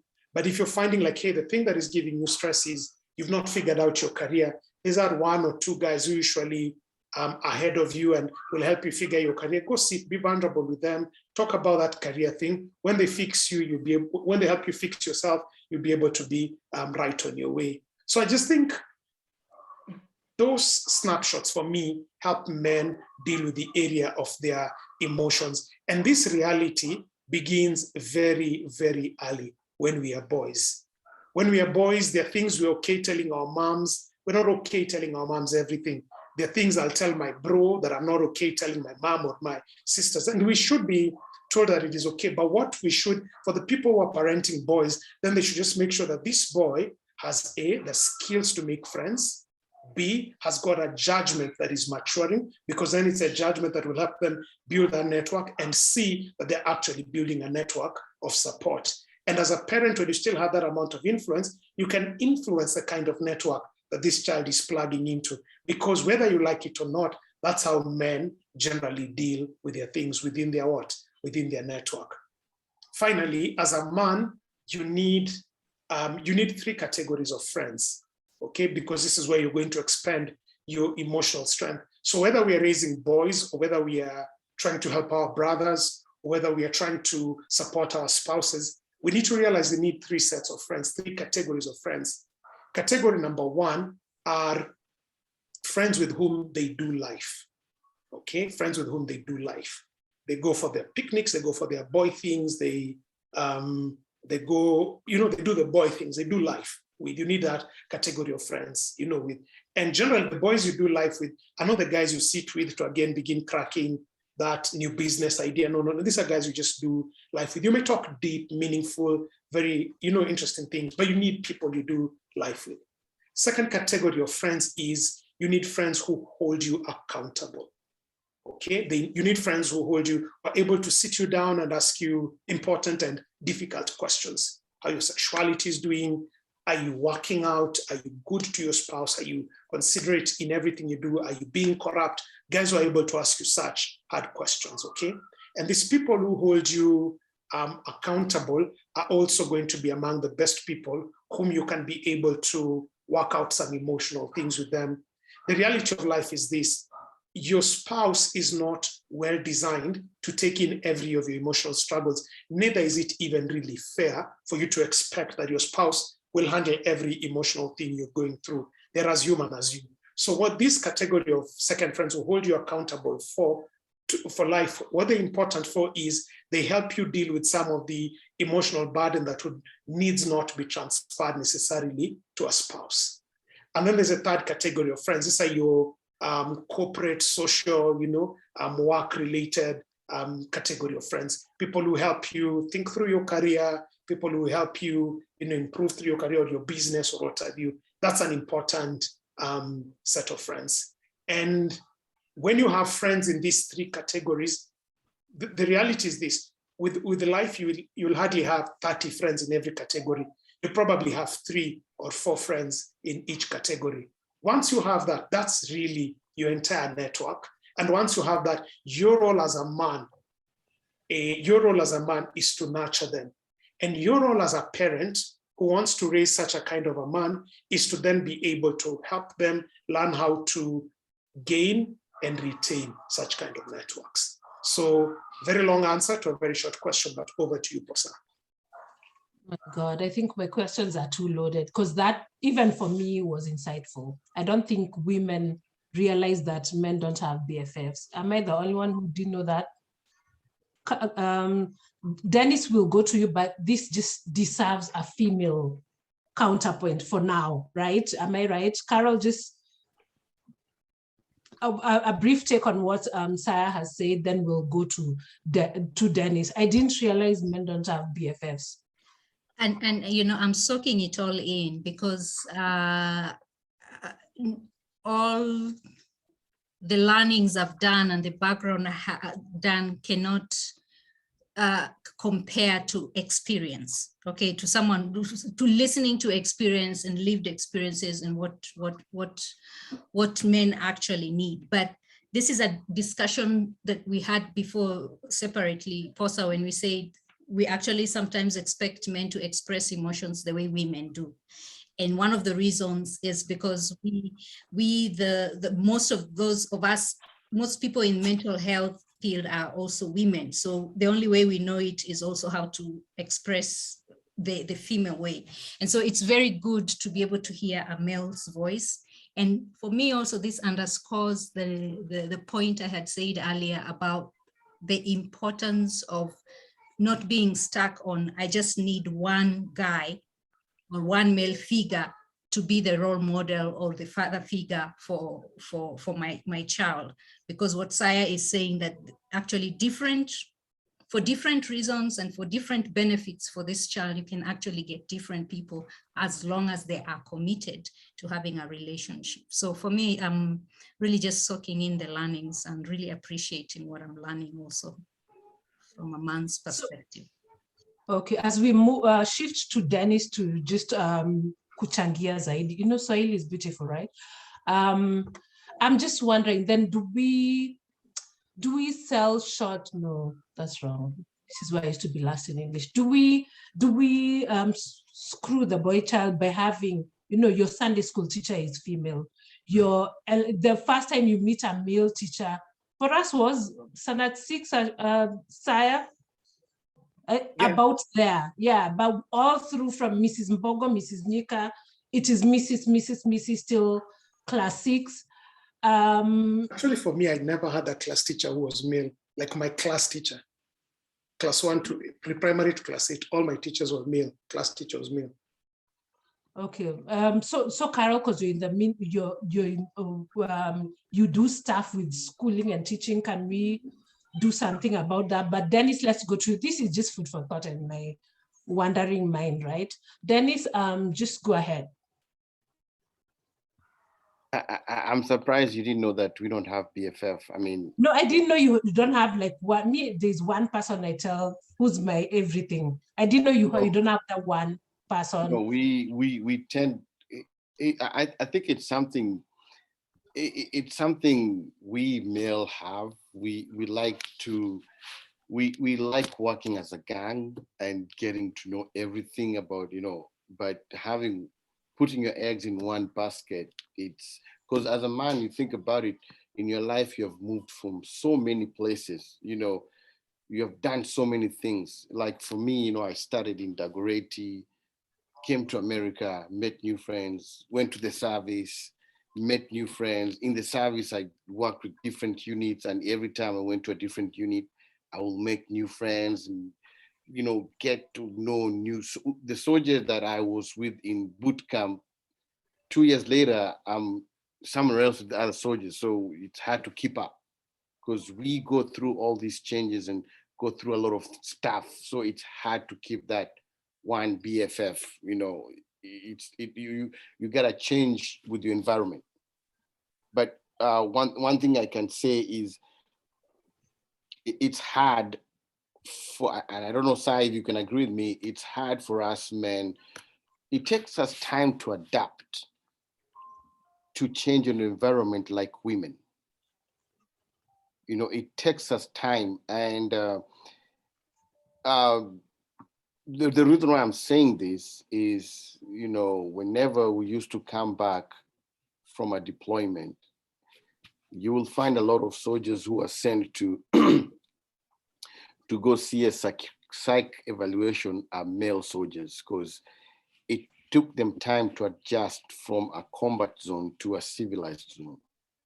They were still rolling their heads back in the war.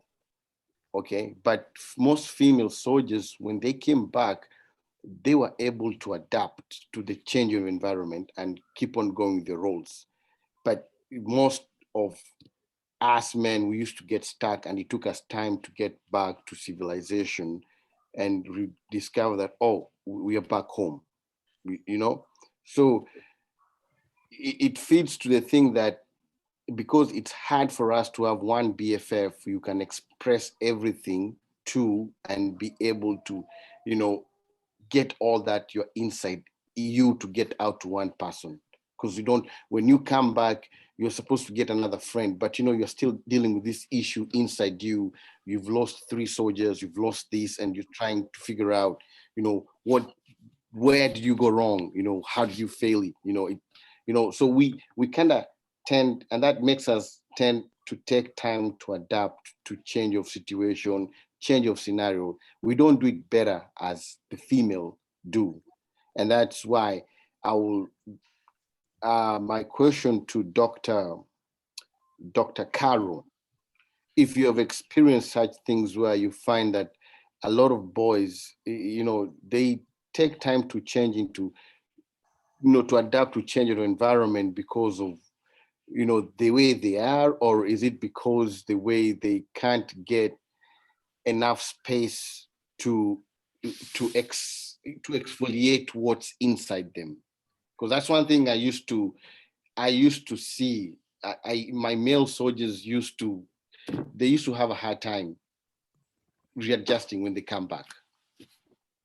Yeah, Dennis, I think again, this now calls for that nature versus nurture debate where we'll never really get an answer. Is that who they are by nature? Is that genetically passed down, or is it the nurture debate where you know that it's the environment that caused it? And I think it's a mix of both, because we already have certain mindsets about men and about boys. Then we don't create those opportunities for them to express themselves. And resilience is the word here, being able to bounce back when you're transitioning. And so are we creating the right environment for our boys to express their frustrations? Like Saya says, there's more to one emotion. There's more than one emotion. There's frustration. So is there space for men to express frustration and say, I don't think I'm not having an easy time transitioning? So because already we have mindsets where they shouldn't talk about these things, then definitely they bottle them up, and they're the ones who now go for those evaluations. So it has a lot to do with already the mindsets we have as a society towards men, and therefore we don't create those opportunities for them to express whatever emotions that they have that are holding them back. Transitioning to what you asked about the education system and the exposure POSA to male, female figures in the beginning, I think we as a policy, we have to be more deliberate in bringing in male teachers and male caregivers in the early years of our boys. And the reason being, and research has shown, there's a great book, by the way, I would encourage all of us to have a look at. It's called Boys Adrift. Boys Adrift, the 5 factors driving the growing epidemic of unmotivated boys and underachieving young men. We have a lot of unmotivated boys and underachieving young men. So this book is by Leonard Sachs, okay, Boys Adrift. And he says that, it's the experience of the boy, those first few years of life are so female dominated that it just undermines their confidence from the get-go. Okay, so they go in, they find this female teacher who is encouraging expression, and naturally what he says is that research shows that girls are more of pleasers than boys. And therefore, they're the ones who want to please the teacher, answer the questions. So again, in turn, they get their attention. They're rewarded for doing what it is that they're doing. So everything is so female dominated, including coloring. You're told, Aaron, why are you coloring that dark? Take this pink crayon. It's supposed to be pink, because the woman, the female teacher is just sort of just aligned to brighter colors than the boys. So what happens is that boys already begin to feel very inadequate, very insecure, always getting into trouble. And what do they do to get attention? They resort to the things that make other people laugh, like snorting and farting and burping. And those things are considered bad manners. And so the kids get into trouble already right from there. So it's like everything is working against the boy right from the get-go. And they sit and they ask themselves, is this what is my lot for the next 12 years? And they give up. They give up that early. Okay, so it's coming from there. And so if even as policymakers in education and all that, we were able to be more deliberate about inviting male figures in the early years, then we can reduce the levels of those early and motivation, because they get demotivated that early. They get into trouble more. And you will find, even if you go to a school right now, class 4, class 5, the ones who are out there saying the shairis and being in the forefront are girls as opposed to boys. It is not, it's a very subtle way of just sort of dimming the light of the boy, because there's no connection to someone who understands them and gets them. Sai, I know you're burning, but it's dinner time in Kenya. So we need to, We've been at this for 2 hours. yeah, and it looks like we'll never finish. We might just need to, what I'll encourage people is to comment on Carol's Facebook, live Facebook feed, so that we can get the feedback and hopefully try and see if we can do something else. But I think we've covered it. We've covered a lot. We've learned. I like it when I learn something. It makes my heart full. But I just want us to wind it up. And I'm just taking the last comments, like your aha moments, your hurrah moments, your learning points, and keep it to below PCA preacher level. So Sarah, let's start. So I think to summarize what I have learned today is that hurt people. So we are not bringing up boys well, because a lot of those involved in raising them are also hurt, whether it's their fathers, their uncles, their single mothers, their real mothers. So hurt people. And then the second thing I think I have learned is that we will parent the way we were parented unless we are reparented. So if the model we will use to parent is, we will generally default to is the one that was used on us, which had great things, but which also had some significant flaws, because our own parents had hearts in them. And we will perpetuate it unless we are greeted with awareness, and then go and make sure we are reparented for us to reparent. And then thirdly, the thing I've learned today is men are not born, they're made. Otherwise, the boys who keep coming into our hands, if we just hope that by putting them through tough luck, they'll turn out to be men, we're really gambling. But there's a better way. We could lead them and guide them with proper support, and through the 3R system, we can intentionally make men out of the boys God has given us. My gosh, preacher, you have done well. Okay, Dennis, because of course Carol is the parenting coach here, so she gets the last hurrah. Dennis, go ahead. Below Army Commander, no, stick to Army Commander length. Okay, to me, what I've learned is that, doctor said underachieving young men. That's a very strong word. Like, there's something we are not getting what these young men can bring out, and for that, what I've learned is it takes a society to bring up a boy. The society has to come around the boy the same way the society goes around a girl. We also need to bring the society and look at this boy and ask ourselves, why is this boy underachieving? Because society is not bringing up this boy to a leader, to be what God intended this boy to be. And like Saya said, men are not born, men are created, but it takes the society as a whole, us coming together and saying, hey, where did we go wrong? Can we break this curse? Because if we don't do anything right now, the whole cycle is going to repeat itself. It's going to be a vicious cycle. So we have to get to a point that we cut that generational vicious cycle and bring the boys into society and see them as fragile as the girl child. And I like to end with this thought, and I want you guys to think about it. Now, a few years ago, when Barack Obama was the president,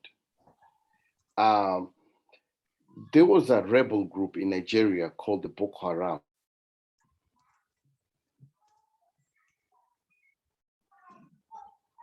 Did Dennis disappear? Yeah, like he's I'm frozen. not hearing him. He's frozen. Okay. Dennis has disappeared. Okay, Carol, go ahead. Yeah, Yes. just go ahead. Yeah. Mhm. Okay. Fine. Thank you. I think. Oh, Shiro, do you want to? Because we No, know this. I just want to finish what Dennis was saying, because I think it was part of the whole thing of understanding the boys and the girls, and how the Boko Haram, first they took boys, killed them, and did all those horrible things to them, but nobody heard about it. It's only when the girls were kidnapped, because for them, militant groups, for them, it's, did he come back? Because I think for them, militant groups, it's to be exposure and publicity. And so when they didn't get any publicity, when they stole the boys, they went back and stole the women and the girls. And then everyone was, the whole movement, even Michelle Obama was involved, all of a sudden it became global. Again, I think it's showing the undermining of the boy child, or not caring as much as we do about the girl child. I think based on our prep, I think that was the point he was maybe going to share there as well. Okay, he's Go back ahead, Carol. somewhere. Oh, Yeah, he's back. Good. Okay. He's back. Thank you. Dennis, Shiro restated, because we've had this. Okay, he's connecting to audio, which takes a while. Okay, Dennis, just go ahead. Though, yeah, just go ahead. Yeah. So there was this rebel group that it was in Nigeria, and it was called Boko Haram, and it went to a village, and they were fighting for the rights of their community, because they felt the West was taking their resources and these people are being left poor, and these were very learned people. And what they did, they went and took all the girls from that village, kidnapped these girls, and asked ransom for these girls. And it was the world came into support. It was a whole, everybody was bring back our girls. Even Michelle Obama was standing in front of the White House saying, bring back our girls. I mean, the whole world was on that, So what happened was, people don't know that a week prior, 2 months prior, the same group went to the same village, rounded up all the boys and killed them. And when these boys were killed, nobody said anything. It was never mentioned in any news agency. So these guys went back and said, how come nobody heard us? How come we never made any voice? So they discovered, if we go kidnap those girls, that's when they will hear us. That's when we'll make people know who we are. But after killing those boys, nobody said anything. And the world till today doesn't know that that's what happened. So we need to change from that. We need to see the boy child as has value as the girl child. And it takes the society. That's all I have to say. Okay. Thank you, Dennis. Carol, you can crown it. Yes, I think one of the biggest appreciations from this session is one, like Wanjiro said, we need a series. There's so much to talk about, but also just how much value we get from different perspectives. From a historical perspective, you really get to understand where we are at. And even from just Dennis' perspective, with just what he has shared now, just the sort of turning a blind eye, and just like the boys don't exist until something happens. So when we touch the girls, everybody goes up in arms. So it's important for us to appreciate that we really just need a holistic approach to raising our children. And we need to understand that both boys and girls need a conducive environment where relationship is prime, where we are giving of, where as parents and as caregivers, we are taking care of ourselves first, so that whatever is flowing from us is healthy, is wholesome, is not toxic, because with or without being aware, our children are soaking that in. So it's important that first of all, we just work on ourselves, we raise our levels of self-awareness, then we work on creating the right environment. The tips and tools for parenting boys and girls come after that. After we've worked on ourselves, we are making sure that we're being intentional about providing the right environment where relationship is key. And then those tips and tools, our children just connect to us better when they know that we are giving a relationship a prime. So, I mean, there's a lot more I can say, and including it's never too late. I think that's one of my biggest lessons also here at Takeout. It's never too late to start. And so let's release the guilt that we haven't done enough and begin to draw from the resources we have from the community, from sessions like this. Back to you, Posa. Thank you, everyone. To makofi yenyewe in your heart. Moja mbili tatu. Thank you so much. We are gonna close it, and please comment. Say whoever gave you this link, just send them a text, anything, and it will get back to us, and we'll do this. We are changing one child at a time. We're changing society at a time without paying per diem and buying samosas. We are doing this. Yes, those things irk me. We are changing this, and thank you for joining us. Please share on any forum you have, Facebook, Kwitu, whatever, anything, so that this message can get out there. Thank you. And Posa, I think people really wanted a recording of this. I know we will have it, so I don't know how they can get it. Can they quickly just put in their email address in the chat box in the next few minutes before we shut this down? We use, that's your, you know, I don't record my sessions, right? Okay, so just put the email addresses so that Carol's team can sort you out, but you can always go back to her Facebook Live and click it, and it's there. Yes. Okay. Now what wako ready? Wako ready, the emails. Email. Hey. Yes, I think my Wangari is here. She'll take note of that, and we will. And since we are pimping books, I don't know if you can see it. What Happened to You by Oprah Winfrey. Carol's book is also awesome. You need to pimp it. Yeah, but What Happened to You by Oprah Winfrey. Please buy this book. Please read it. It is very well done. I'm on page 30 something na bado ninaisifu. Please read it. I like that. Yeah. Then I also have mine here. Parenting with Your Heart in Mind, again, helps you with that whole self-awareness space to just explore, what am I bringing into my child's environment? So it's also available on Amazon, on Kindle, and if Wangari is here, I can give you contacts, but if you go to drcarol.co.ke, you can also get it. So we can. Saya has a book. It's called The Grass. I have it somewhere, but I don't want you guys to see my butt on the TV, on the thingy. It's called The Grass. It's called When the Grass is Greener on the Other Side.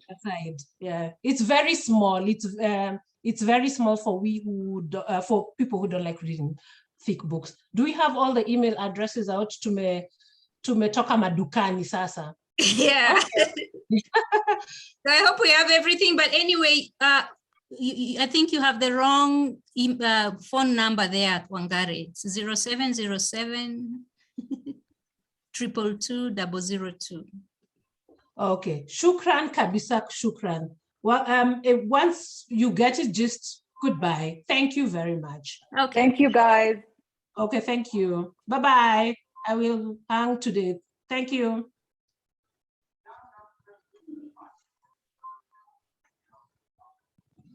Thank you.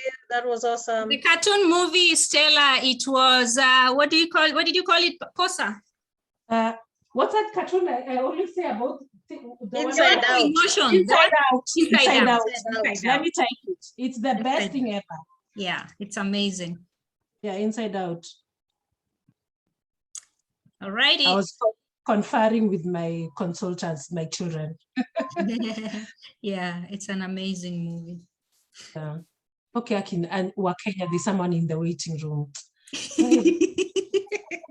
Ebu achana na sisi. Hi, you're my people. Okay. Better late than never. We show up. Yeah, Yes. okay, yes. Okay, I'm going to stop the recording and then Yeah.